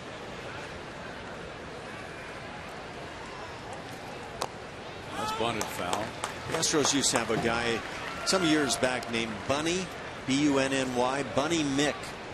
And he was unbelievable with that ability and could teach it extremely well. Yeah, he worked with them for many years. Boy, that's frustrating for a manager. You just want to give an out, move the 2 runners up. And what do you find? Quickly 2 strikes on the hitter. In the dirt. 2 balls and 2 strikes. Legendary Lloyd, they called Lloyd McClendon in the Little League World Series. He was that good. He was explosive in the Little League World Series. He hit 5 homers in 5 swings and drew 5 intentional walks for Gary, Indiana.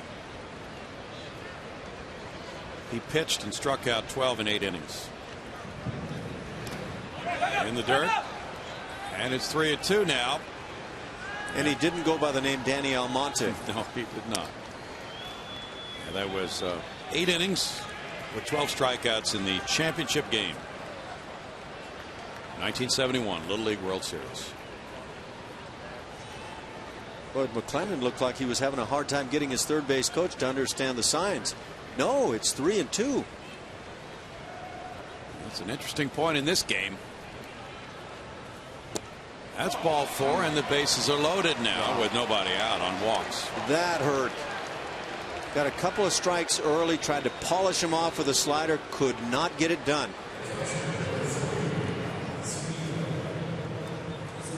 Keuchel went through the first 6 innings without walking anybody. Now he's walked 3 in a row, 2 of them on 4 pitches, and it's Zunino batting. Zunino has struck out and bounced out to third.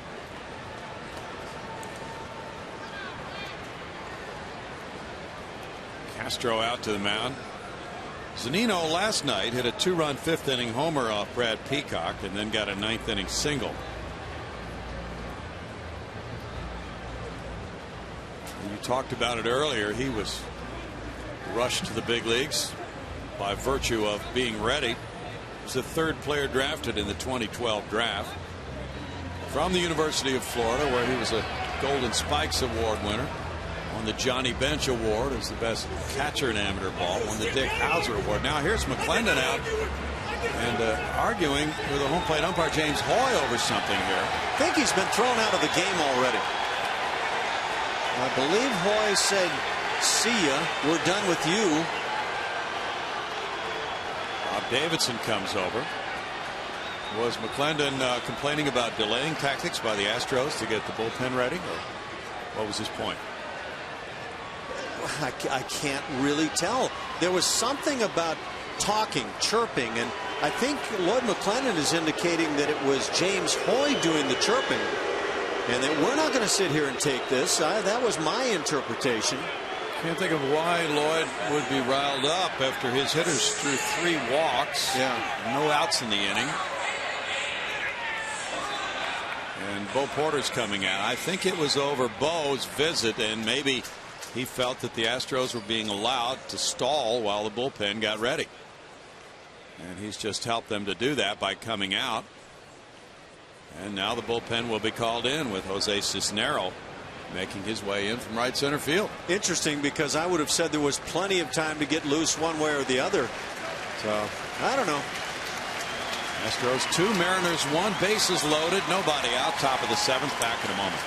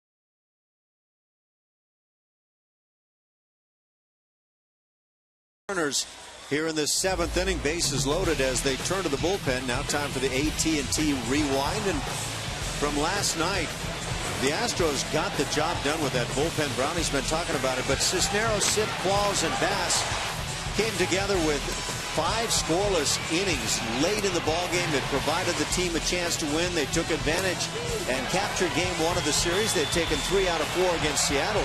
But that bullpen, a big part, and Anthony Bass got the win. He's 1-0, putting together 2 scoreless innings with a strikeout as he polished things off. Big night for that bullpen that has had their struggles throughout the course of the season.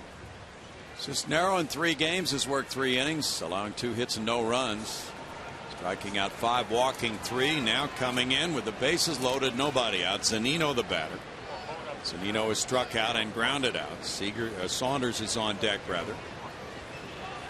The Astros up by 1, and the infield shifted around.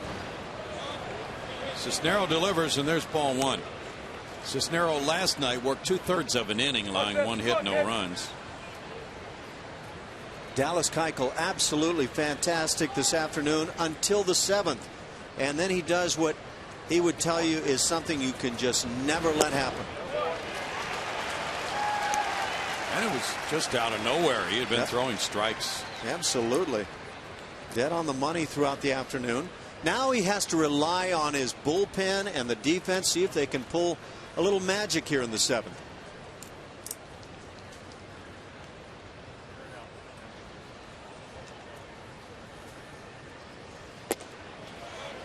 Zunino looks at ball 2, and it's 2-1. Cisnero got his first major league time in last year. He was 2-2 with a 4.12 ERA in 28 games with Houston. He's 25 years old, from the Dominican Republic.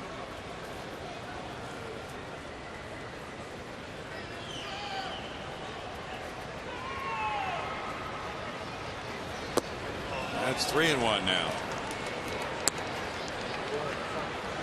Yankees beat the Rays 9-3 at Yankee Stadium.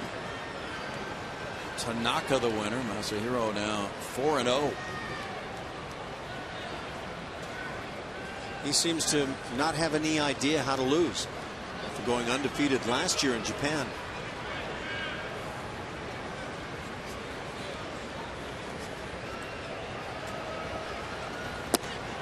That's ball 4, and that walks in the tying run. It's 2-2.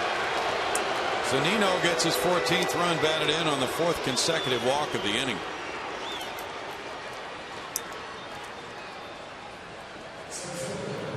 Now Saunders, he's 1 for 3.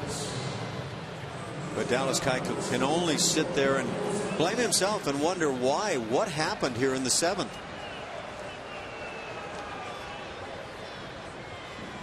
Hey, let's go. Come on.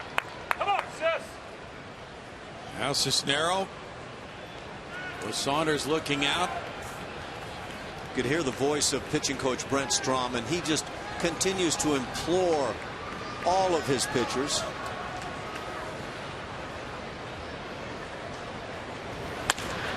It's a line shot right field. Seattle takes the lead. It goes to the wall. 2 runs are scoring, and now a stop sign goes up for the 3rd runner, Zunino. It's a 2-run double for Saunders. Seattle with a 4-2 lead. Saunders now has driven in 6. That's his 3rd double of the season and his 2nd hit of this game. A lot of people will say, how can you swing after they've walked 4 hitters in a row? This is how you can do it. If you guess fastball, get fastball, and put barrel to it and drive in some runs, that makes it look awfully smart.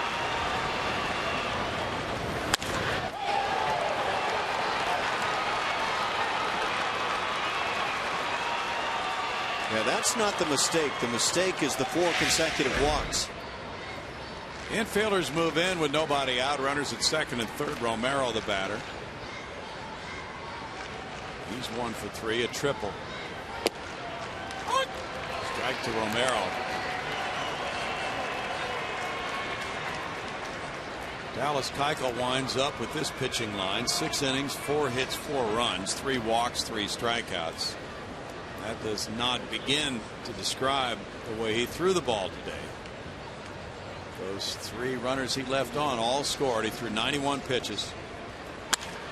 Ground ball hit through the left side. Zunino home, and it's 5-2 on the single by Romero. Saunders takes 3rd.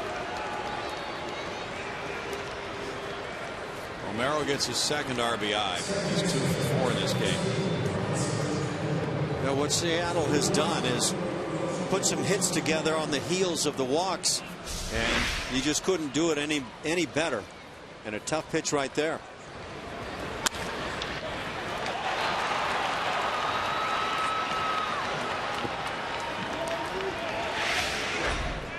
Now Brent Strom makes that walk to the mound. Cano will be the batter. He's 1 for 3, an RBI single.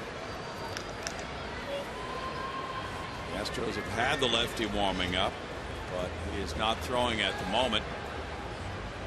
So apparently this is not anything about buying time for the lefty on lefty matchup with Valdez.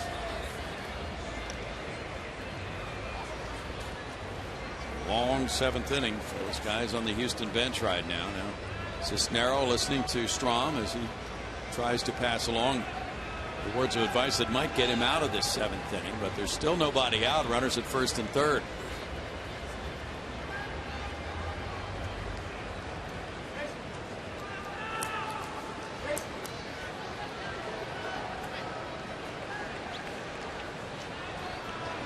What a different ball game than we started this top of the seventh with. Complete change in a hurry. Cano drove in this sixth inning run with a single to left. He's 1 for 3. Desmond Jennings homered for Tampa Bay today, his 4th of the year. Will Myers hit his 3rd in the 9-3 loss to the Yankees. Ball one's in tight. Mark Teixeira hit number 5 for New York. Kelly Johnson his 4th. So the Yankees with the win leapfrog back over Baltimore into first place again in the AL East. Baltimore had lost earlier. It's a very tight grouping, and that fivesome. Now 2 balls, no strikes for Cisnero. When the day began, Baltimore was 3 games ahead of Toronto. Toronto, the 5th place team. Everybody else packed in between those two. And it was win number 3 in sight for Dallas Keuchel, and now what a turnaround.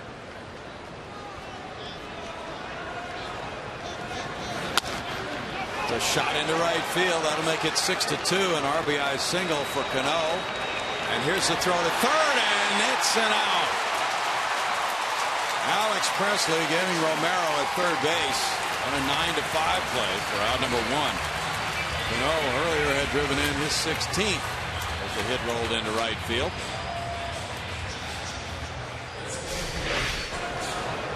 Alex Presley has shown us that he does some of the little things very well and picks up the first out of the inning here with this throw. But you know what we're going to do the next time Dallas Keuchel pitches? We're going to look at the stats and say, well, it wasn't a very good day for Dallas. Or will we look and say, you know what, he was great for 6 innings and then suddenly it just unraveled. Yeah. First outfield assist of the year for Presley, the 5th outfield assist for Houston outfielders. Corey Hart is 0 for 3, 3 ground ball outs. Cano is at 2 productive at bats in the 6th and 7th innings. 7 hits now for the Mariners.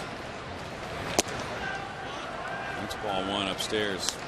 Hart, the 8th Mariner to bat here in the 7th.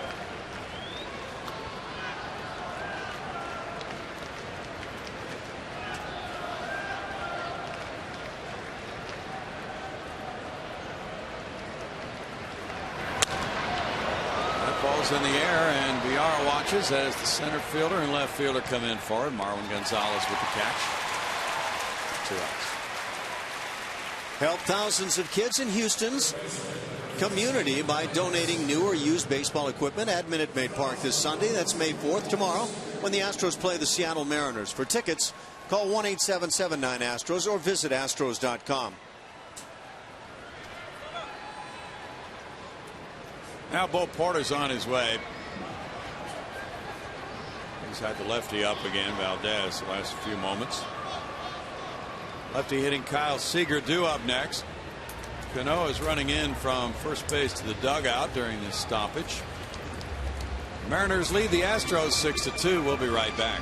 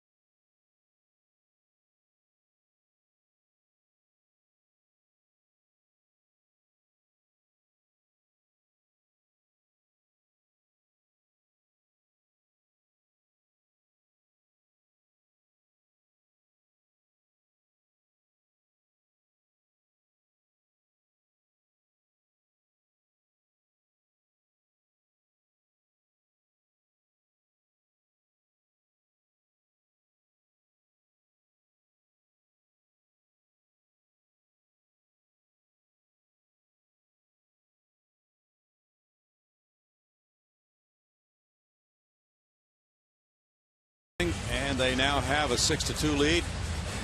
With a runner at first and 2 outs, it's Raul Valdez coming in 7 games with the Astros. He has no decisions. His ERA is 8.10. He inherits the runner at first, Cano, and faces Seager, the 9th Mariner to bat in the inning. Valdez trying to be one of those left-handers to validate himself, get the left-handers out when called upon. He got his first blown save of the year Tuesday against Washington.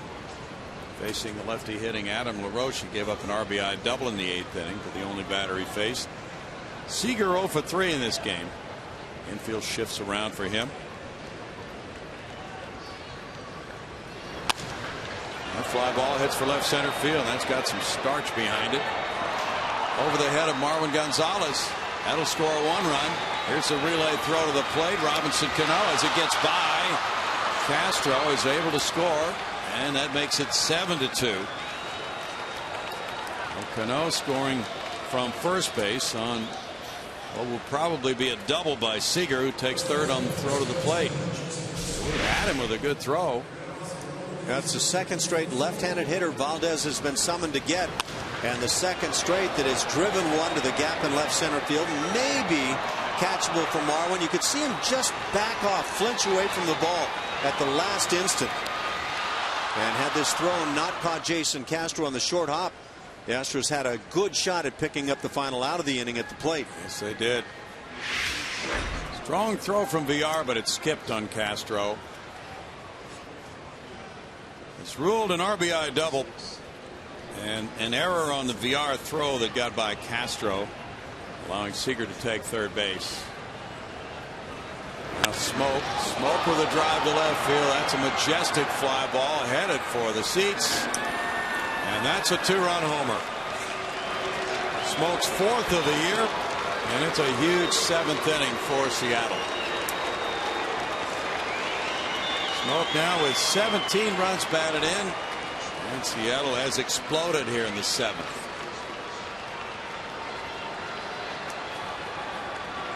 This was a 2-1 ball game. Astros on top to start the inning. 10 hitters later, Seattle's just running away with it.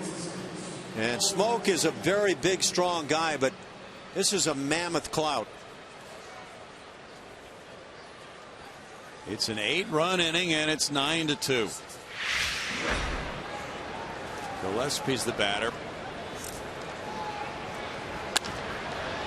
Lines it up the right field line, and foul. Gillespie walked and scored earlier in this inning. He's 0 for 2. And all Dallas Keuchel can do is sit back and say, you know, it's on me. Went out there and walked the first 3 men that I faced in the inning, and yet I had it rolling today. Fly ball out to center field. A long run here for Fowler. Fowler back into right center, tucks it away.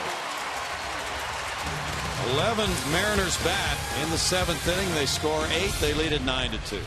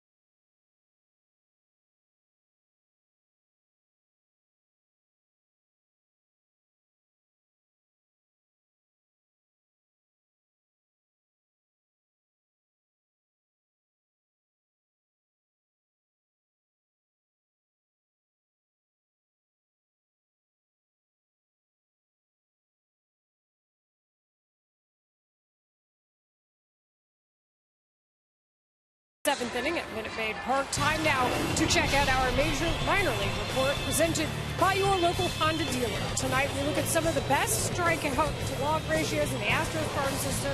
We did that last night, but tonight is about John Singleton. He's not the only one who had some late inning heroics.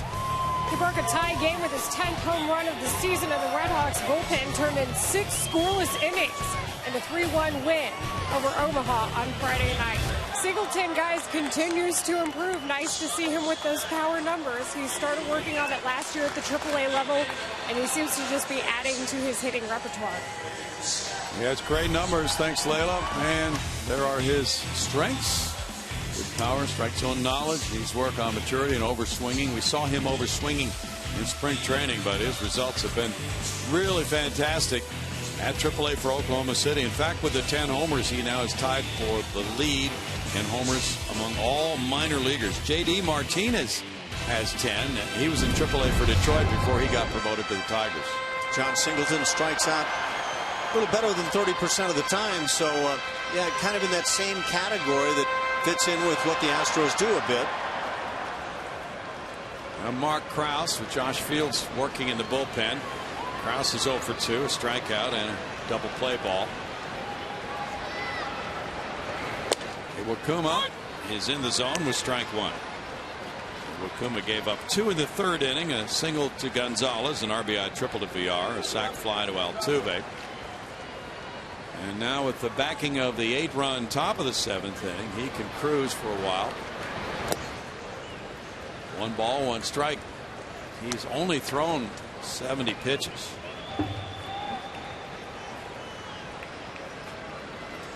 Singleton with that 10th homer last night broke up the tie game, and then Red Hawks got 6 scoreless innings from their bullpen to win it over Omaha 3-1 in Omaha.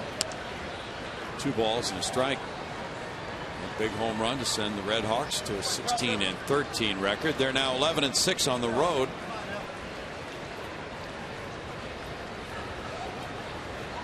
David Martinez among those who pitched last night. Fly ball to left field. Caught for out number 1 by Cole Gillespie.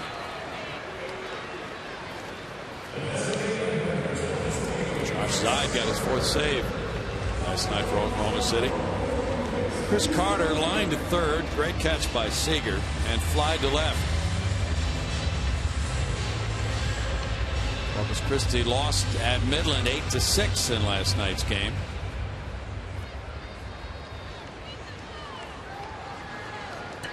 Lancaster beat San Jose 6-3. Carlos Correa's back from his shoulder soreness. DHing though, strike 1. He missed 7 games. And the Astros don't want him making any throws from the hole at shortstop, so he'll DH until that shoulder is feeling a lot better.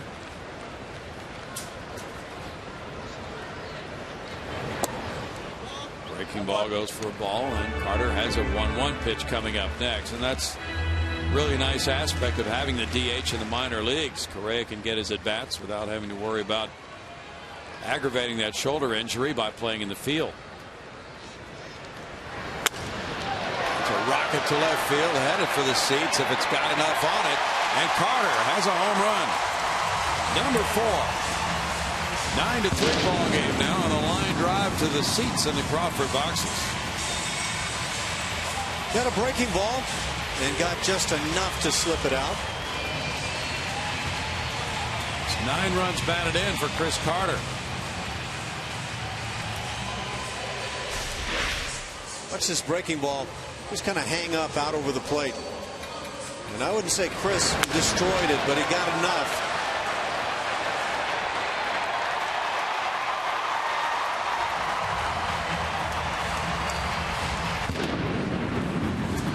Happy people out there with a Carter souvenir. Alex Presley's the batter now. Strike 1 to Presley. He's 0 for 2. 2 bounce outs. Carter goes deep. Now a 6-run lead for Seattle. Carter's hit 3 bombs against the Mariners of his 4 this year. Has 10 career homers against Seattle pitching. is 1-1. He just pummeled Seattle pitching a year ago, especially in Seattle.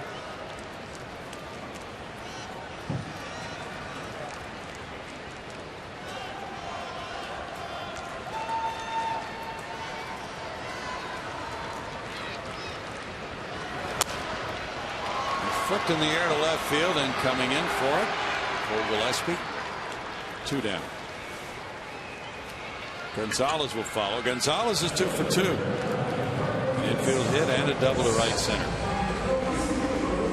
Because of the way most American League clubs are structured, with extra men on the pitching staff, Gonzalez, one of 4 players who's usually on the bench, getting a start today in left field.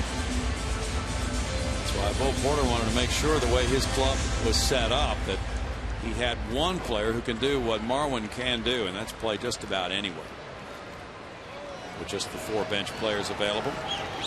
George Springer on the bench today, but you probably won't see much of that. There's a liner foul. Strike 1. George Springer did something that no Astro has ever done last night. He had a walk-off RBI after striking out 4 times in the game. Yeah, he had that 0 for 5 riding with the 4 strikeouts you talk about, and that's known as the Golden Sombrero. So he had the game winner and the Golden Sombrero on the same night. Probably not a typical combination. That's an unusual night. So he was 0 for 5 when he came to the plate in the 11th inning and got that game-winning hit. Everything ended very well for George, and that will allow him to push those strikeouts in the back of his mind a little bit. 1 ball, 1 strike. I think it's a perfect day off for him. After providing the heroics last night, he can just relax, not have to worry about what he's not hitting, and just watch the game from a distance. Into left field. Gonzalez is 3 for 3. He's bidding for some playing time. There's a bright spot on your afternoon.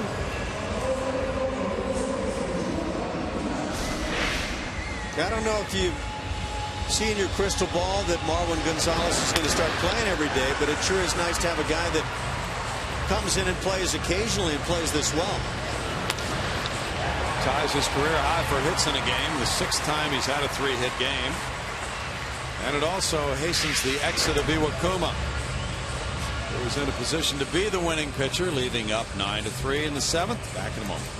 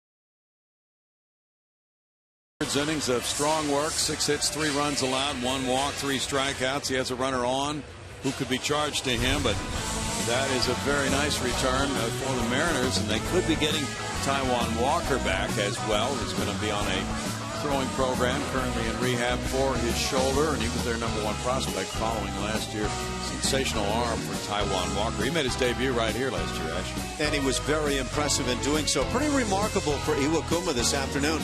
A guy who made only one rehab start. Remember, this was his first start of the season. In that rehab start against Tacoma, 4 innings pitched, 6 hits allowed, and 3 runs, 2 of them earned. So he didn't go deep, but he goes into the 7th, gets a couple of outs here this afternoon. And then they have James Paxton, the big lefty, who's out as well with a lat injury. He could be back as soon as early June, perhaps. Dominic Leone has 9 games under his belt as a major leaguer. And with no decisions on a 1.42 ERA, he comes in with a runner at first, 2 outs. He pitched in last night's game. Jonathan Villar will face him. Villar has an RBI triple, 1 for 2. Leone last night worked 2/3 of an inning, allowing no hits, no runs. He threw only 9 pitches. He struck out both men he retired in the 7th inning, Springer and Krause.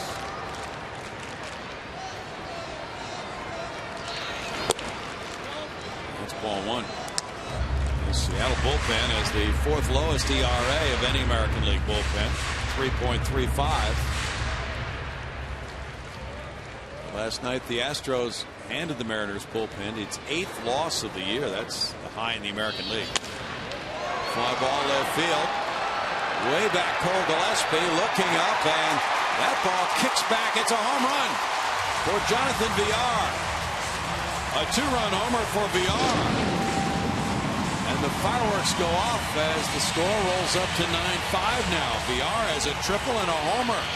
3 runs batted in today. Well, you said it. He's the slugging leader on the Astros club. And he got off to a slow start with the bat, so he's come on like gangbusters of late. And that's kind of one of those Jason Castro opposite field homers.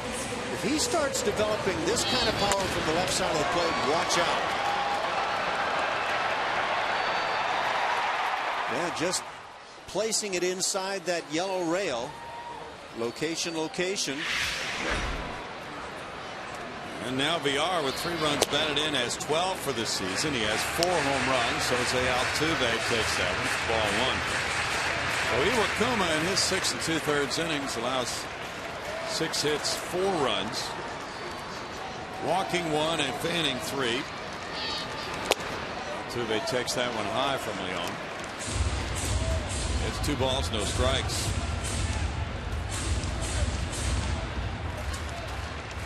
Villar with the 4 long balls ties Jason Castro for the club lead in homers. 12 runs batted in, 1 behind Castro. So here he is in the power department right there, tied for the club home run lead, 1 off the club RBI lead, and he's still batting 9th. 3-0 to Altuve.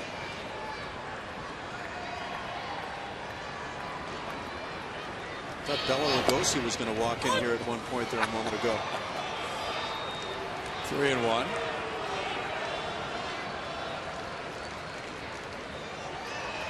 .511 slugging percentage presently now for Jonathan Villar.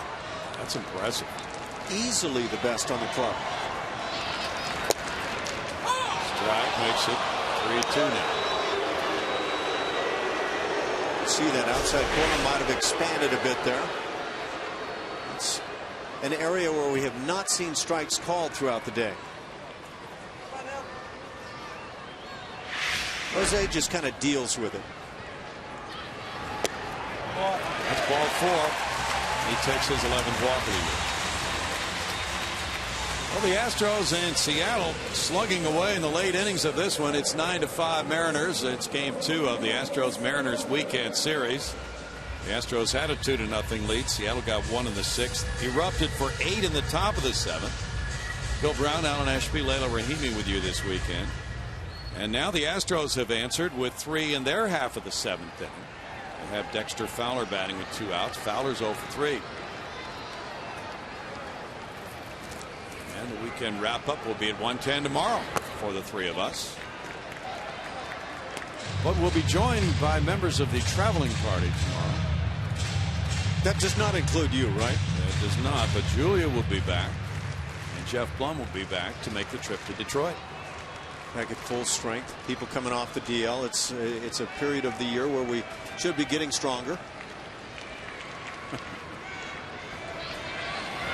Fowler takes a look at it. It's a strike. And it's 1-1. Well, now you guys are well aware of the forecast for Detroit. Chilly. So it'll take some thought when you throw those clothes in the suitcase.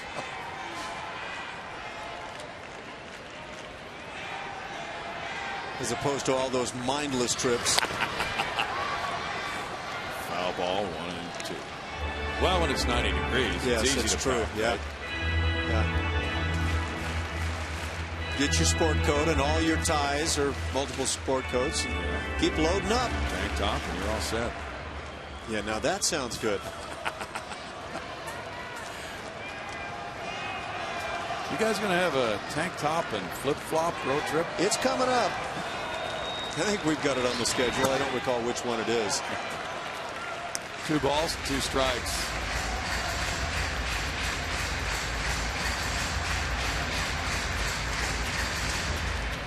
It's 9-9-0 for the Mariners with 4 men left. 5-7-2 for the Astros. They've stranded 2. It's the one that Kenny Chesney's going to join us on. Okay. Altuve takes off. There's the throw from Zunino. He slides in safely. Fowler took the pitch for ball 3. Altuve. That's steal number 11. How about this Jose Altuve on the base paths? Very good throw down to second base, and he's still just able to beat it. You could really see him slowing down as that was kind of a lengthy slide. That's right. But he's in there, and he's 11 for 12 in steals. Way ahead of last year's pace. Foul back by Fowler. You know, I was thinking about what you were saying earlier about Altuve feeling better and running faster and all that sort of thing. He stole 35 bags last year. Yeah.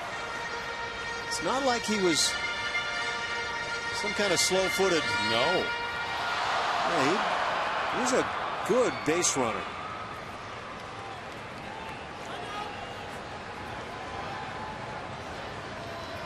What would the slowest footed animal be? I actually was thinking of myself when starting to go there, but wouldn't be a sloth, would it? It might be. Sounds slow. High bouncer in the hole, backhanded off the glove of Miller. Now Altuve sprinting to the plate. Here's the throw, and he scores it. Great hustle by Altuve, scoring on the infield chopper by Fowler to make it 9-6. You know what the Astros are doing? They're doing exactly what you beg a team to do when they fall behind in a big way. Put some numbers on the board.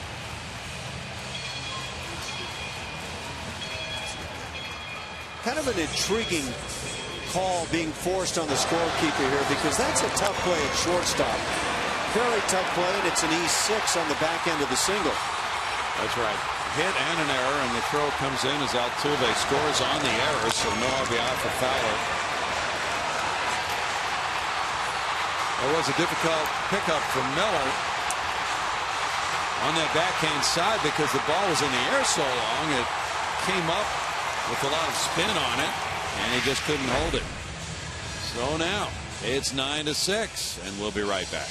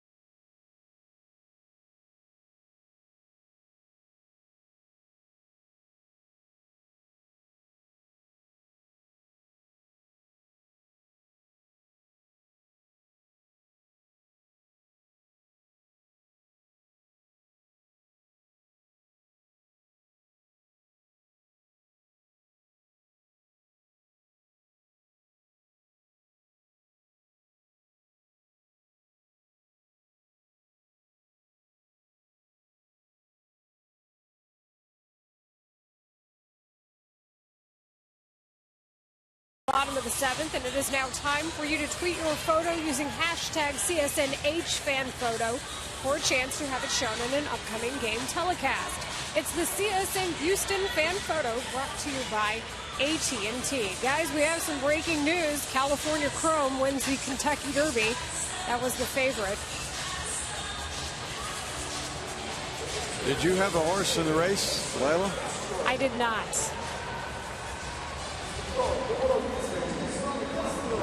We have a baseball game to get to. Oh, yeah. There's Jason Castro batting. He's 0 for 3. And it's lefty on lefty. Joe Beimel comes in. 37-year-old southpaw for this confrontation with 2 outs and a runner at first. Fowler. He's 0-1 with a 3.48 ERA. In 10 innings, he's allowed 11 hits, walking 4 and fanning 8. California Chrome sounds like the latest product to come out of Silicon Valley. I guess that's Silicon Valley. Okay. Castro's 0 for 3. California Chrome. Is that a browser? It sounds like it is. When you were growing up in California, what were your memories of California Chrome? 58 Chevy, something like that. All the boys had their Chevys, the lowriders. Yeah.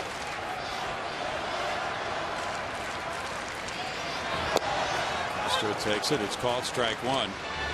Leon did not retire a batter. Gave up a 2-run homer to VR. One of those runs being charged to Iwakuma. And then he walked Altuve, and Fowler got the infield hit. Iwakuma gave up 4 runs in 6 2/3 innings on 6 hits, walking 1, fanning 3. Leon now watching Beimel work.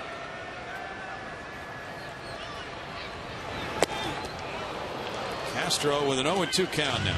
Jason got a fastball right there to hit, and I think he knows it. Might be asking if that was in the strike zone, but I think the fact of the matter is that was right in the wheelhouse. Altuve, with his 11th steal earlier in this inning, is the American League leader in stolen bases. And the throw goes to first.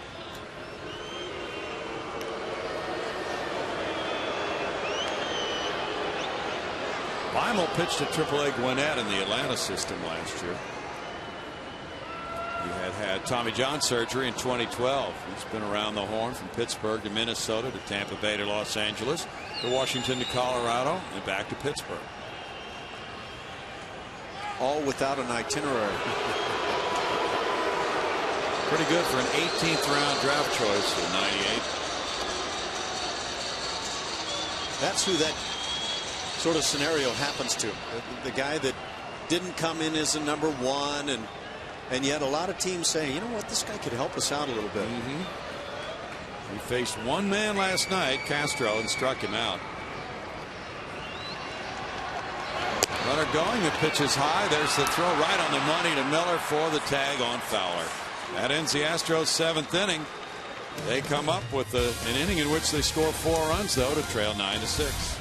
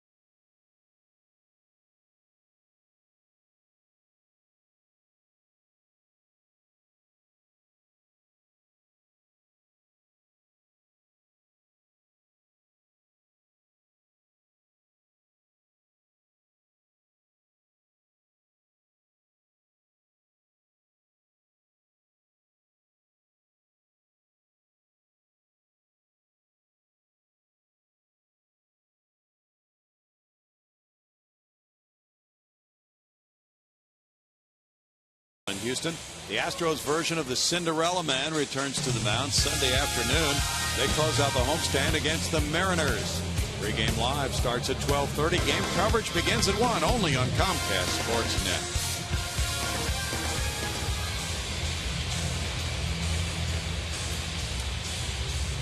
And there's Colin McHugh. He will be on the mound for the Astros with that 2-0 record, that ERA of 0.59 against Brandon Maurer tomorrow. Shall we call him that when we come face to face? Hey there, Cinderella Man. Cinderella Man. That's what he's become. Josh Fields is in the game, pitching to Brad Miller. Miller attacks the first pitch, hits a fly ball out to right field. Alex Presley takes care of it. 1 pitch, 1 out for Fields, who's fallen upon hard times now. He's been moved out of late inning pressure situations and given a chance to regroup.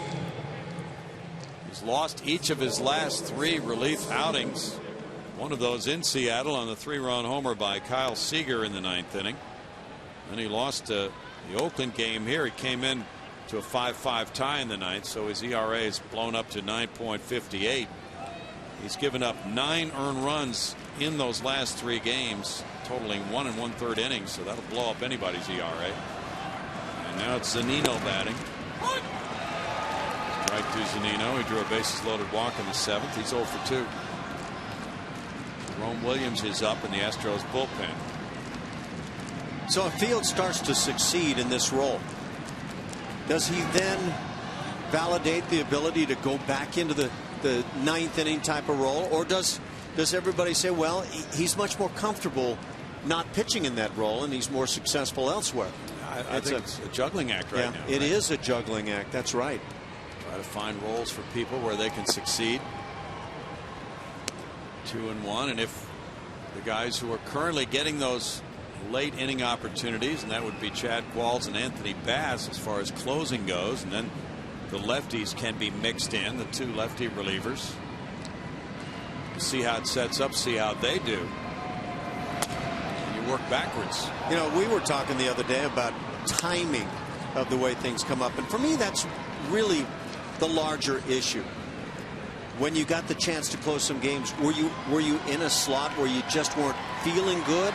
Were you feeling strong? I don't know. A lot of times it really comes down to the timing over the course of a season. Very much so. Just about any relief pitcher is going to go through some periods of slumping. There will be some who are ironclad from beginning to end. The elite group. 3 balls, 2 strikes now to Zunino. Yeah, Mariano Rivera was as ironclad as it came, but he had his times where he'd cough some up. And Fields has a walk now, missing to Zunino. Well, the walks have really come home to haunt the Astros in a major way. Deadly here this afternoon. They did not walk anybody through the first 6 innings. Dallas Keuchel, the starter. He walked 3 in the 7th.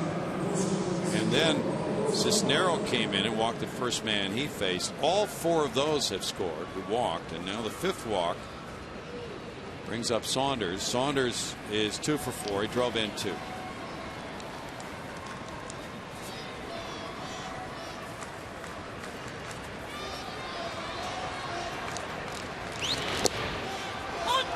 Back to Saunders. That pitch could go a long way to helping in terms of Josh Fields settling in that changeup, and he's got the good over-the-top curveball that he struggles to command at times.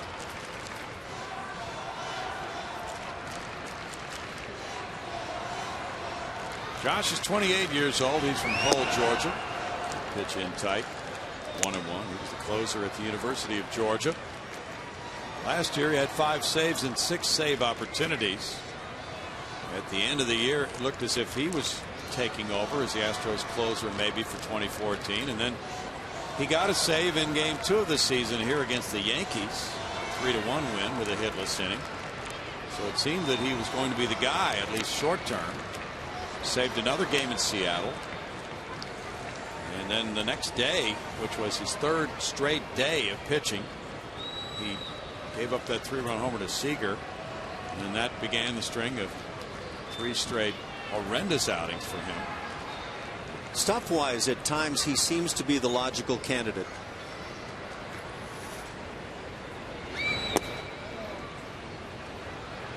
2 balls, 1 strike.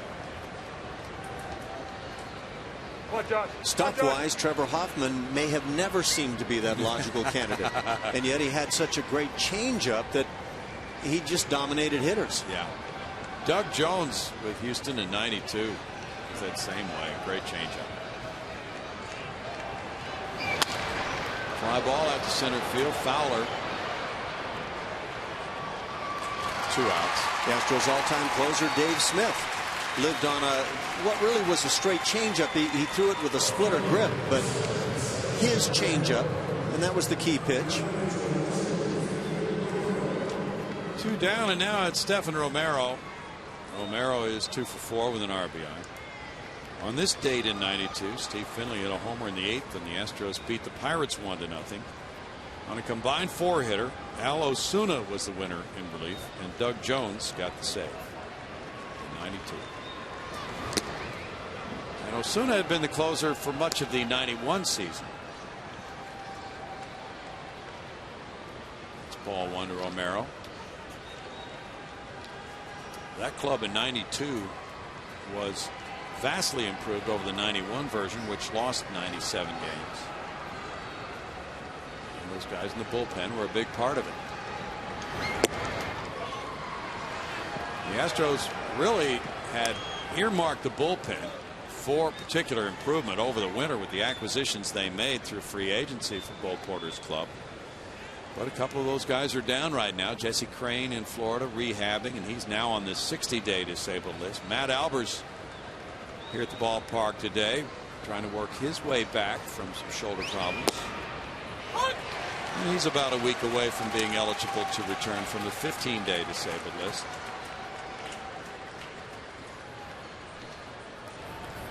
Jerome Williams warming up.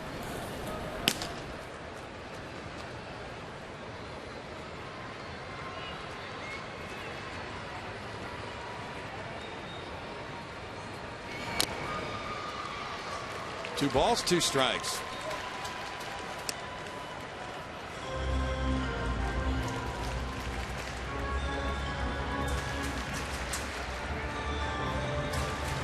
In Cleveland, the Indians lead the White Sox. It's 1-0 in the bottom of the 3rd inning. Tigers and Royals play tonight in Kansas City. Rangers and Angels have a meeting tonight in Anaheim.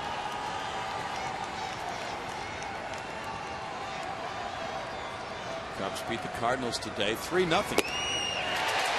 Romero strikes out to end the top of the 8th inning, and it's a scoreless frame for Josh Fields. It is 9-6 Seattle.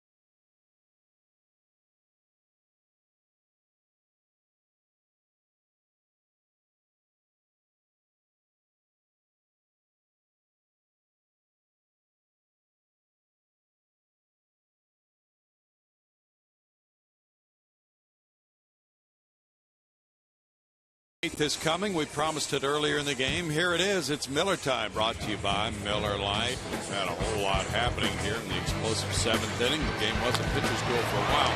Jonathan Villar whacked an RBI triple in the 3rd inning. That made it 1-0 Houston. VR getting his second triple of the year. In the 7th inning, he hit a home run to Landry's Crawford boxes. Number 4 of the season. It's a 3 RBI day for Jonathan VR.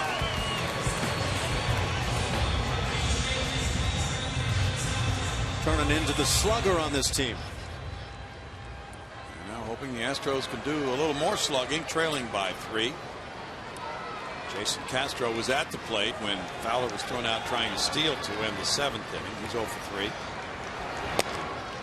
Weimel delivers, and it's high ball 1. Leone in no innings pitched allowed 2 hits, 2 runs, 1 of them earned. Walking 1 with no strikeouts. Yoervis Medina's warming up in the Seattle bullpen right now. Castro fouls it back. That takes the count to 1-1 in that Cubs shutout win. 3-0. Jake Arrieta made his season debut. He had been out with shoulder stiffness. He struck out 7 and 5 1/3 shutout innings. He did not get the win. That went to Brian Schlitter. Junior Lake and Anthony Rizzo homered for the Cubs to beat Michael Wacha. So in 2 days in Chicago, the Cubs have beaten Adam Wainwright and Michael Wacha. It's just simply who the Cubs are. They've won 3 in a row.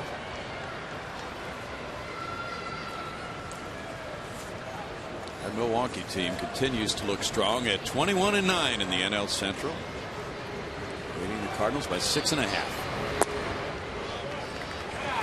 2-2. Redbirds are now 15-16.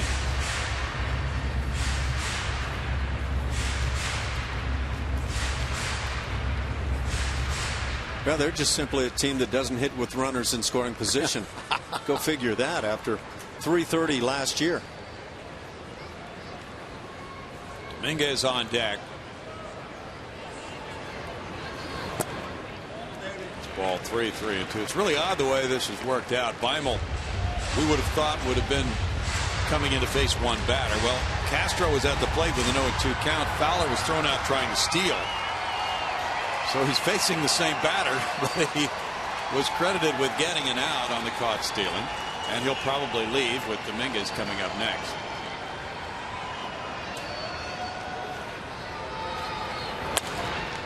Castro puts it in the air, and that will be back up.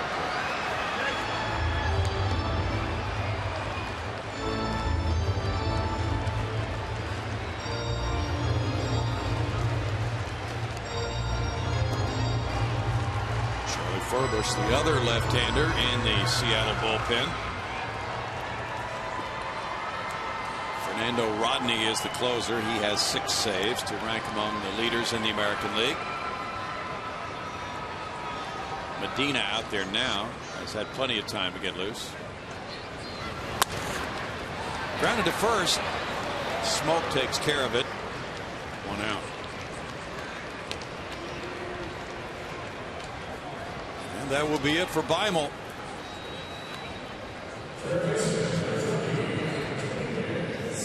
Bench coach is Trent Jewett. He's taken over with the skipper having been tossed, Lloyd McClendon. Weimel gives up the baseball. Matt Dominguez will bat when we come right back with the score 9-6 Seattle.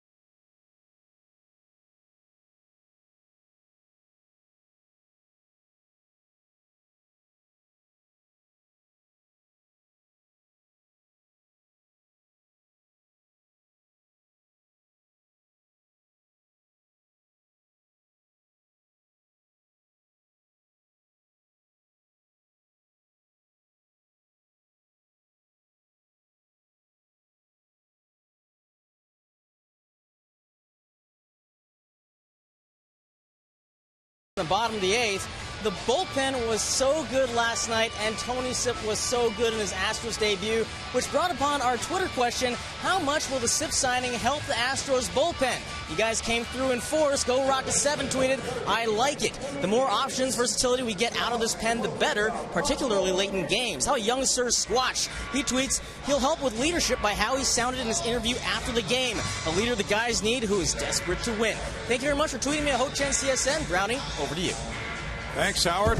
Now Yoervis Medina, pitcher number 4, comes in for the Mariners, who lead 9-6, 1 out in the 8th inning. Matt Dominguez will be the batter. Domingo is 0 for 2 with a walk. Medina got a blown save in last night's game. He gave up 1 run in 1 inning. Coming in the 8th with a 4-3 lead. Jonathan Villar's groundout scored that tying run. Ball 1 to Matt Dominguez.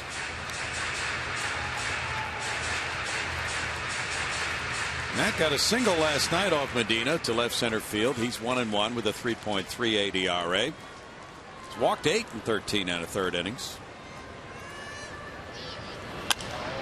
Domingo to left field near the line, coming over for it, and on the run, leaping at the wall. Cole Gillespie, it kicks off that wall, and there's a double for Dominguez. Great effort by Cole Gillespie.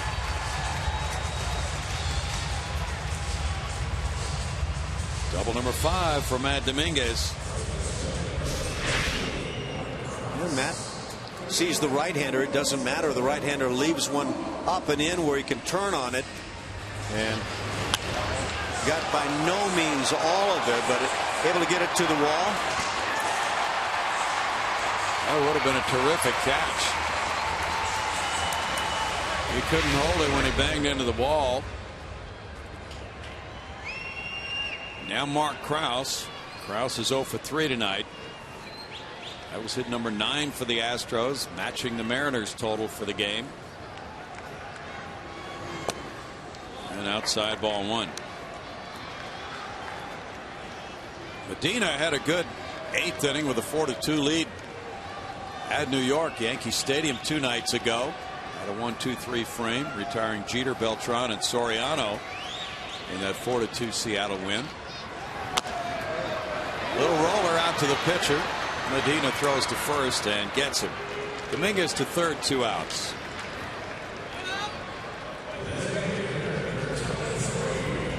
Chris Carter will bat.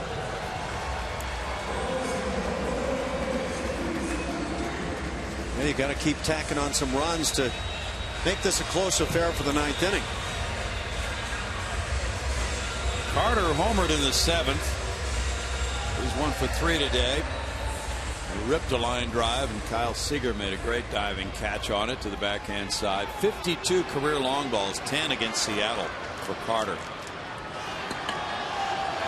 Medina allowed a walk-off grand slam at Miami to Giancarlo Stanton. April 18th. Throwing ball 1 there. Medina's from Venezuela. Seattle signed him as a free agent at 05. Last year he had 63 appearances, struck out 71 in 68 innings, had 19 holds and 1 save.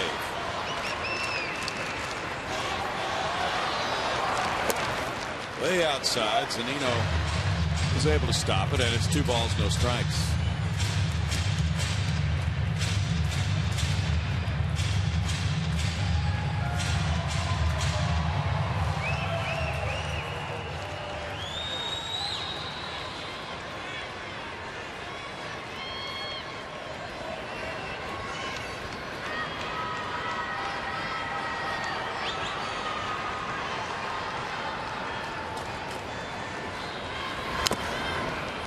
Ball, and it's a 2-1 count to Chris Carter. Carter led the club last year in homers and runs batted in with 29 long balls. His home run in the 7th inning was number 4 this season. Chris drove in 82 last year.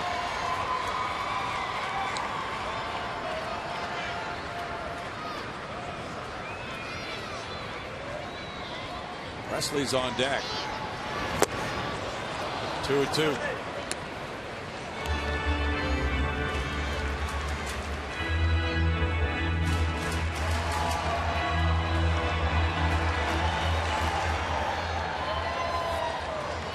shades up the middle here on Carter.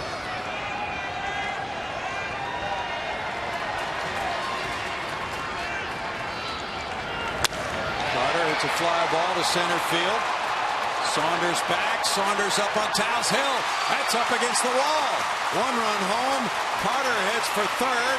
They got a shot at him, and the throw is not in time. RBI triple for Carter. 9-7 game. That was a blast way up on Towles Hill. Carter's first triple.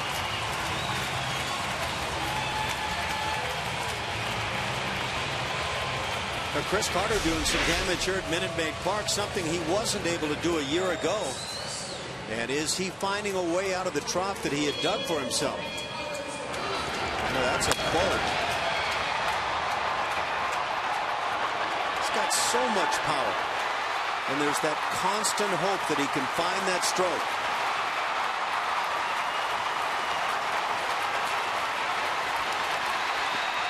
Does a pretty nice job stretching the 3-bagger. A 9-7, and Alex Presley takes ball 1. Presley's 0 for 3. Chad Qualls gets up in the Houston pen. Medina gave up a double to Dominguez. Now a triple to Carter. Carter hit that ball over 400 feet. Line shot. And into right field to make it 9-8. RBI single Presley, and the Astros are stirring it up. 6th run batted in for Presley. Well, maybe we just need to request a little offense to make a ball game out of this thing. This looked like a pitcher's duel early on. Brownie, what happened? Alex Presley just continues to do things that leave you thinking, why? Nice acquisition, number 1, and this guy can help. This game got crazy after the 6th inning. Seattle got 8 in the 7th. Houston got 4 in that frame.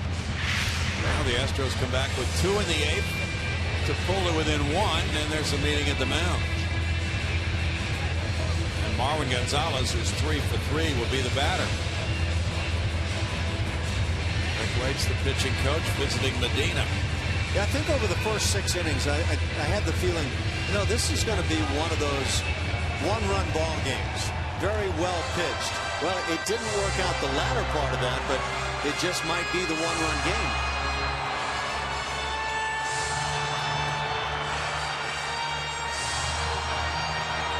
Medina last night in his 1 inning threw 17 pitches.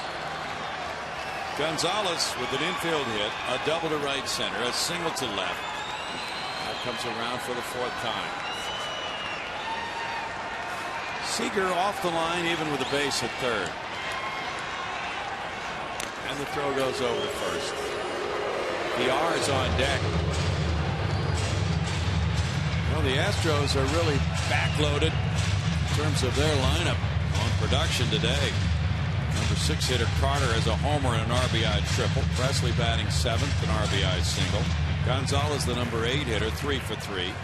VR, the number 9 hitter, 2 for 3. A homer, 3 runs batted in. Runner going. A pitch hits him. And now the Astros, as Gonzalez limps away from home plate, will continue the inning with VR batting. Slider that just breaks into and drills that back foot. It appeared for Marwin Gonzalez, and it looked initially like a very good jump, but with that slider breaking down and in, not a bad time to get yourself out of the way. Looked like Marwin got surprised by this. Right on the left foot. Ooh. Is that the top bone on the left foot, do you think? That or the toe, or he's playing so well, you just don't want to see guys go down when they're swinging it well. Rex Jones, the assistant athletic trainer, out. Making sure Gonzo's okay to run. He represents the potential go-ahead run in this game. And it's VR coming up next.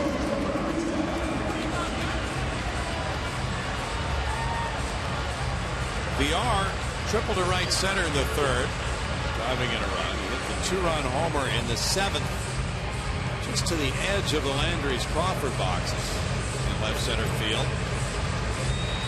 Just before Presley took off, I was about to say that Medina has not allowed a stolen base this year, and sure enough, there goes Presley.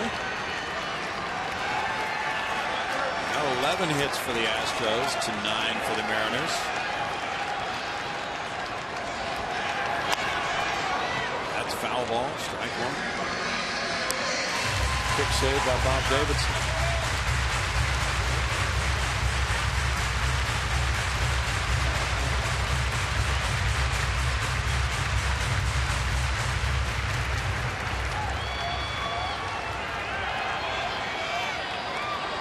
Altuve's on deck.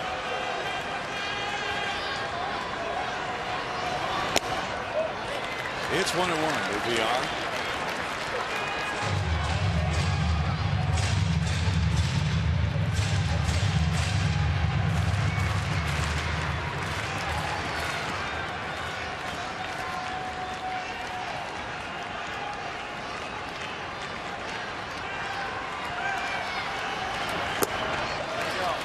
Two balls and a strike. Last year, Jonathan Villar had 210 at-bats with the Astros. He hit one homer and drove in 8 runs.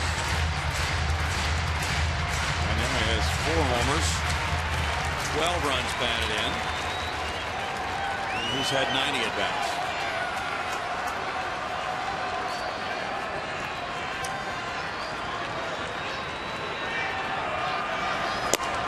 Outside ball 3. 3-1 to VR.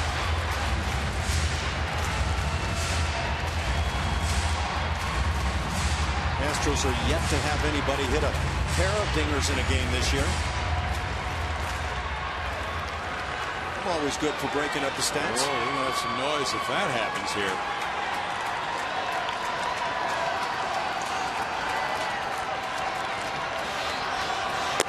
Ball 4 loads the bases for Jose Altuve, and Trent Jewett is on his way to the mound.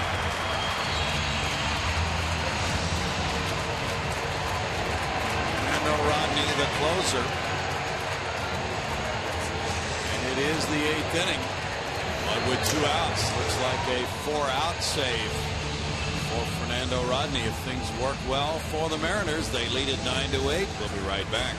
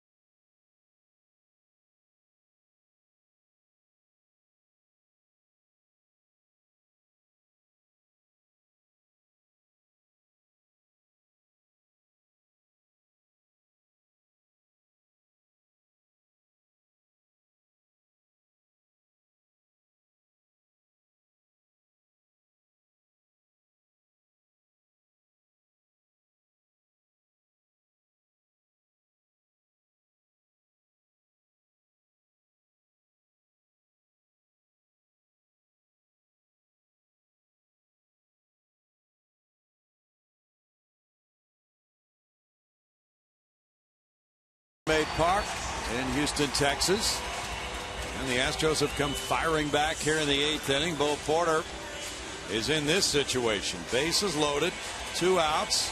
The number 8 man to bat in the inning for him, Jose Altuve, is watching the closer Fernando Rodney warm up. Things have really gotten crazy starting in the 7th inning, and Rodney, who has 6 saves this season, comes into this really stirred up situation. The Astros have already scored twice Here in the frame, they have 3 men on in 11 games. He's 1-1 with a 3.48 ERA. Potential winning run at second base or go-ahead run at this point for the Astros, and I think I could make a pretty strong argument for George Springer pinch running for Marwin Gonzalez right now. Marwin's playing in the outfield today, and you could make easy switches there. Well, apparently the Astros have gotten assurances that Marwin is fine to run after being hit by that pitch on the foot. Now it's Altuve. Altuve with a single, a sac fly, a walk. 185 his career average with the bases loaded. He had a 3-hit game plus a walk last night. The Astros as a team have hit 143 with the bases loaded this year.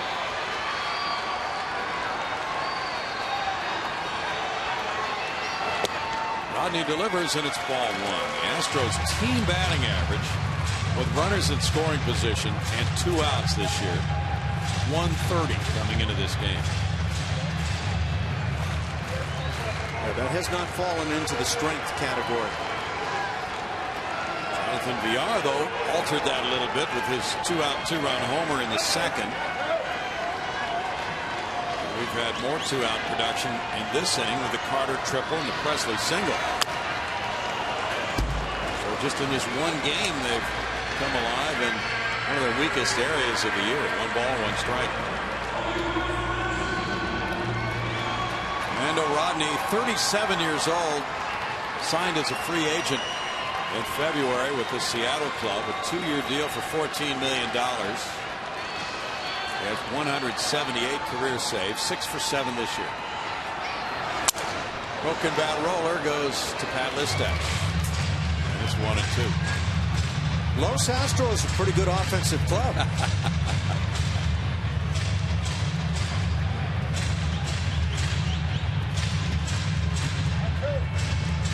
Rodney wears his cap askew.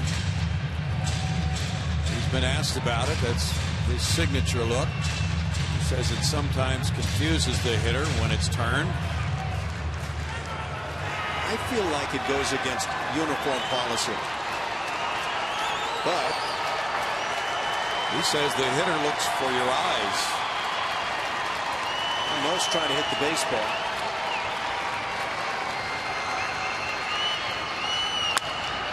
Altuve smacks one to left field, and that will go foul.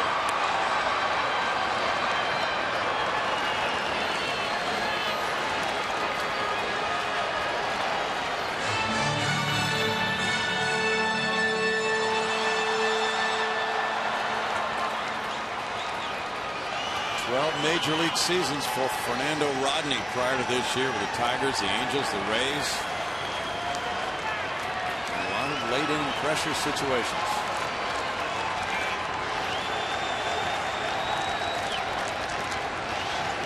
He did not pitch in last night's game.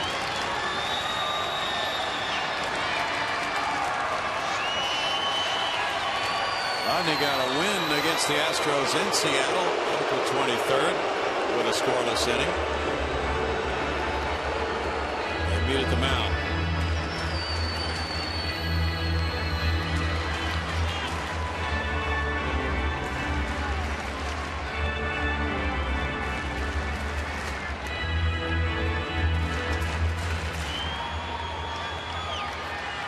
Presley representing the potential time run at third. Marwin Gonzalez at second. Jonathan Villar at first. 2 outs, and that foul ball keeps the count at 1-2.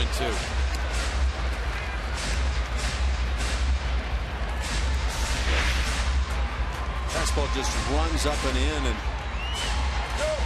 on a more fortunate day, you've got a hit batter and a run scores.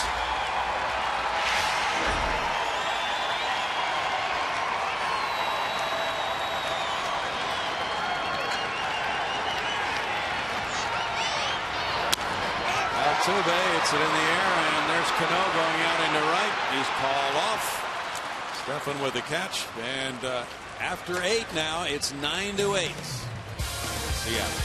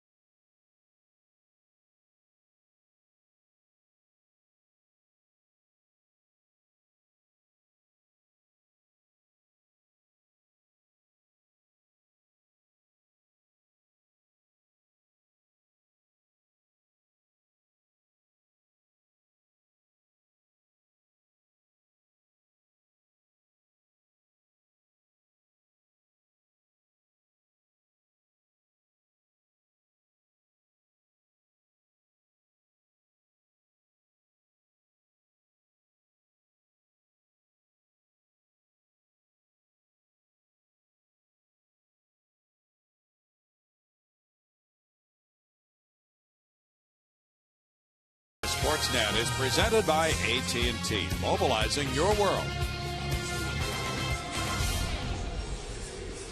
Beautiful day here in downtown Houston, and quite a ball game. It's 9-8 Seattle. We go to the ninth inning.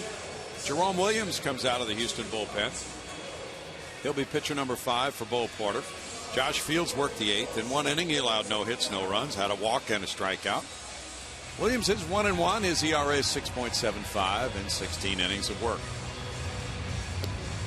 Left-hand hitters have given him a very rough time to the tune of 381. Last outing came against Oakland. Pitched in a couple of games against the Oakland A's recently. And he's been working 2 and 3 inning stints here in recent times. He went 3 2/3 early in the season here against the Angels, one of his former clubs. Had a 3-inning performance at Oakland April 20th. And you mentioned that game against Oakland here. And the Astros regrouped to win that one 7-6. He had given up 3 runs in 2 innings. Gave up a 3-run homer to Brandon Moss. Coming in with a 3-2 lead in the 7th inning, but picked up that win. And now it's Robinson Cano leading it off. It's 9-9-1 for Seattle with 5 men left. 8-11-2 for Houston with 5 men stranded. Cano has a pair of run-scoring singles. Taking strike 1. It's been a rather interesting line of stats for Williams on the season in terms of pitch counts. 49 needed that last time out, 2 innings. He had a 66 pitch game, 3 2/3 innings against the Angels. 0-2. So I guess you could say he's stretched out. I don't know that you want him to be there.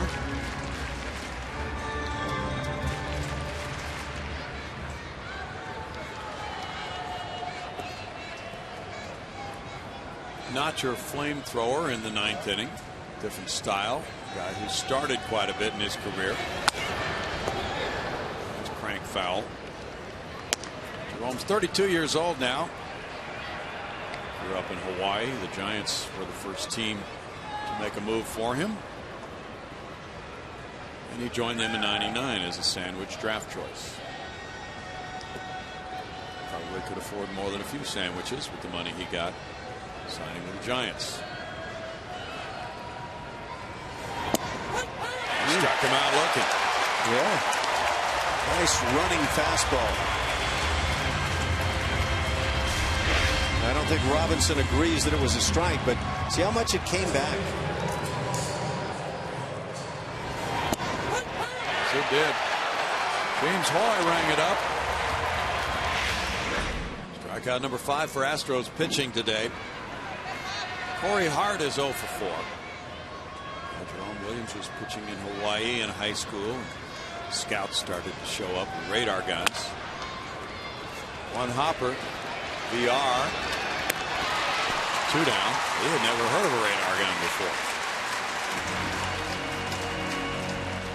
And the scouts would look at the radar guns to get the reading on his pitches. His dad would go over and peer over their shoulder. His dad would come over and talk to him between innings and say, Jerome, you're throwing 93 or whatever it was. And so he said, I would try to throw harder. Kyle Seager, the batter now. He's 1 for 4, an RBI double. Yeah, when we were kids, I don't remember hearing velocities on guys like has become so normal now. Seager just 5 for 22 against Williams. It's back in the day when the scouts just heard the fastball and they knew how fast it had come to the plate.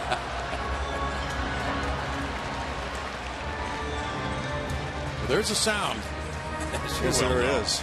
When you're at home plate. Some guys will really spin it, and you can just hear that sizzling sound through the air. Fly ball out to left field for Marwin Gonzalez. And that quickly is the top of the 9th inning. Now the bottom of the 9th coming. Seattle up 9-8.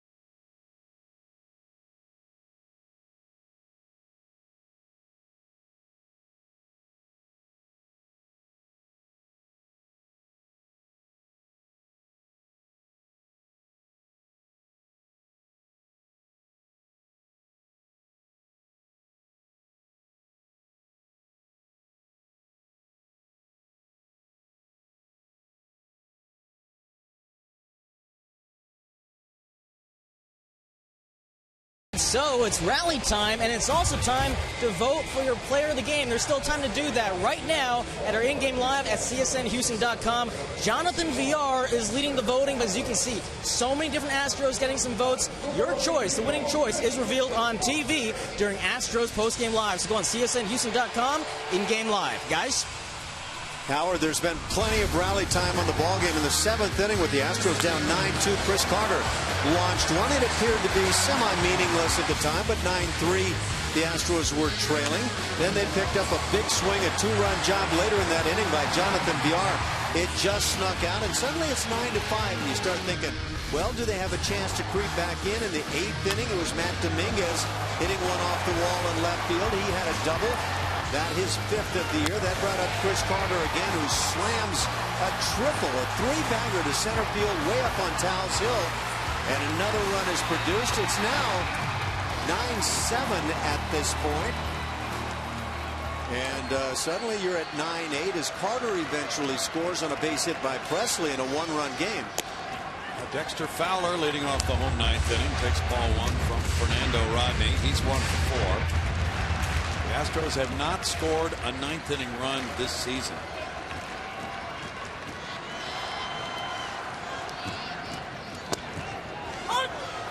It's 1-1. Huervis Medina worked 1/3 of an inning, giving up 3 hits, 2 runs, walking 1. And he hit a batter. A low strikeout game. Mariners pitchers have struck out 3. 2 balls, 1 strike. Astros pitchers now have struck out 5.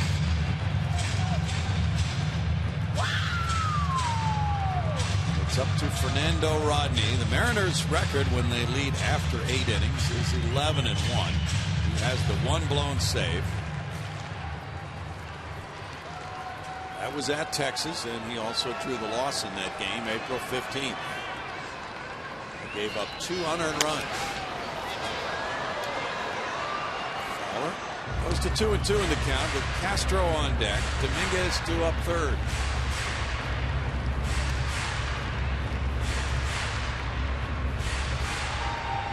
Mariners went to Rodney for the final out in the 8th inning. He got Altuve on the fly ball to right field. Stephen Romero after coming in with the bases loaded. That one hit him. Fowler hit by the pitch, and that's the way the home 9th begins. Kind of on the right arm, it appeared. Well, you don't want Dexter Fowler hurt, that's for certain, but this is a great way to start an inning. And assuming no injury, you say thank you very much. Not the way he wanted to start it, by putting the potential tying run on base. First time Fowler's been hit by a pitch this year. And for Rodney, that's his 2nd hit batsman of the season. Now double play depth for Cano and Miller, and Castro bats. Castro 0 for 4. Dominguez on deck. Strike to Castro.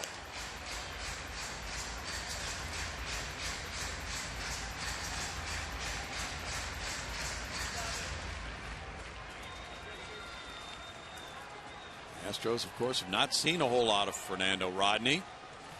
Last year, he pitched twice, had 2 saves in those 2 outings against them with an ERA of 0. Now 0-2. Last year for the Rays, he had 37 saves and 45 opportunities. He's from the Dominican Republic. In 2012, he was 48 for 50 in saves.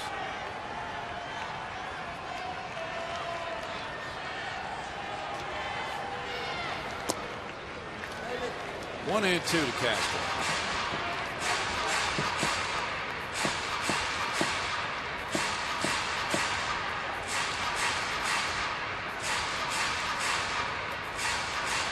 Last night, the Astros got their first win of the season when they trailed after 6 innings. They had been 0-13. 2 balls, 2 strikes. They tied it in the 8th last night. They won it in the 11th, 5-4. Seattle trying to hang on after scoring 8 runs in the 7th inning in this game to go up 9-2. Now 3-2 to Castro, and a decision about the runner going. Dexter Fowler was thrown out rather handily in the 7th inning, so I don't know how you feel about running here. Zunino has thrown out 6 of 22, attempting to steal, and he's been the catcher.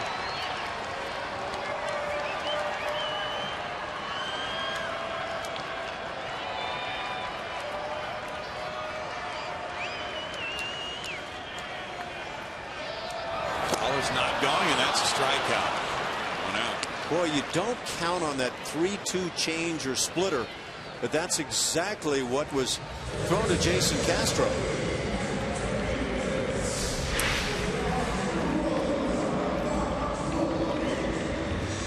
What a pitch with movement down and away. Lots of movement. Matt Dominguez doubled in the 8th inning and scored. He also has a walk today. He got a hit off Rodney in that game in Seattle on the 23rd of April. That's ball 1.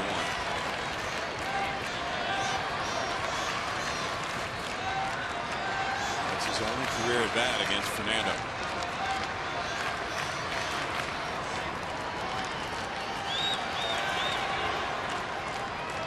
Had some late inning heroics with home runs off the likes of Aroldis Chapman in his career. Time called.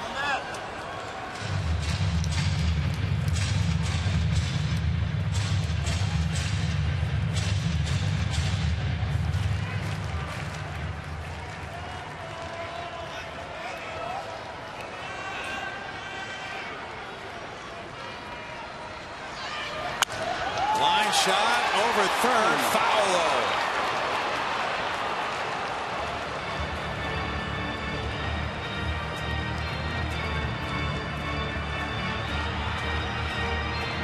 Tough game, and it is a game of inches at times. Dominguez is the 7th different cleanup hitter Bo Porter has used this year. This is his first time in the number 4 spot this year. Just foul. Probably more than a foot foul on this occasion.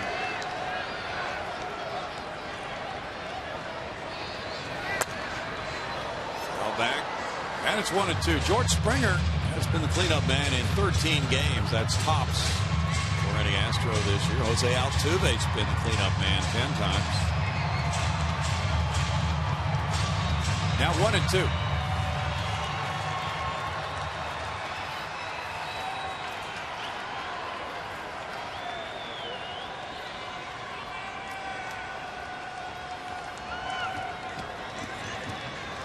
Rodney has 16 strikeouts in 11 innings. Foul back.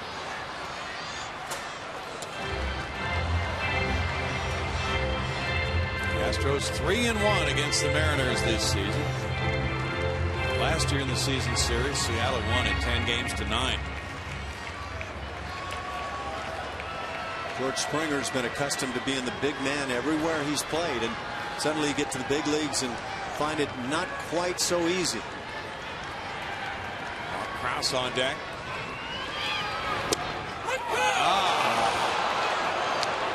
Two outs. A lot of movement coming back to the plate, but at the plate was this there. That's really tough when you're at the plate and you're counting on the same strike zone you've seen all day long, and suddenly it expands on you. Nino reached out to the right, and James Hoy called it strike 3. Mark Krause is 0 for 4.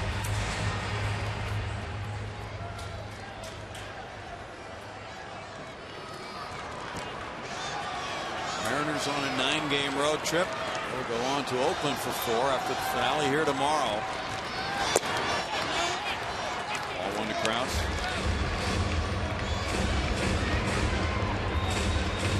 Bob Davidson at third.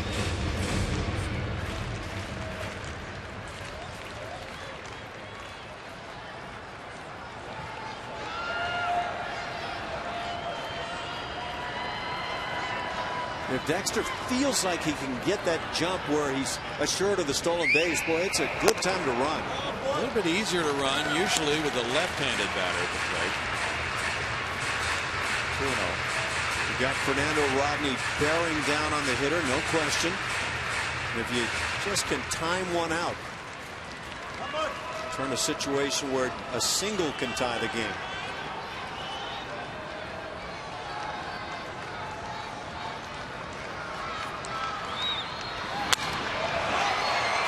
Toward right center field, the outfielder's very deep, and Romero gets there for the catch to end it. Seattle holds off Houston 9-8 to square this series at 1 game each and create the rubber game tomorrow. Fernando Rodney getting save number 7. Iwakuma in the winner's circle, and the Mariners walk off winners in a wild one, 9-8.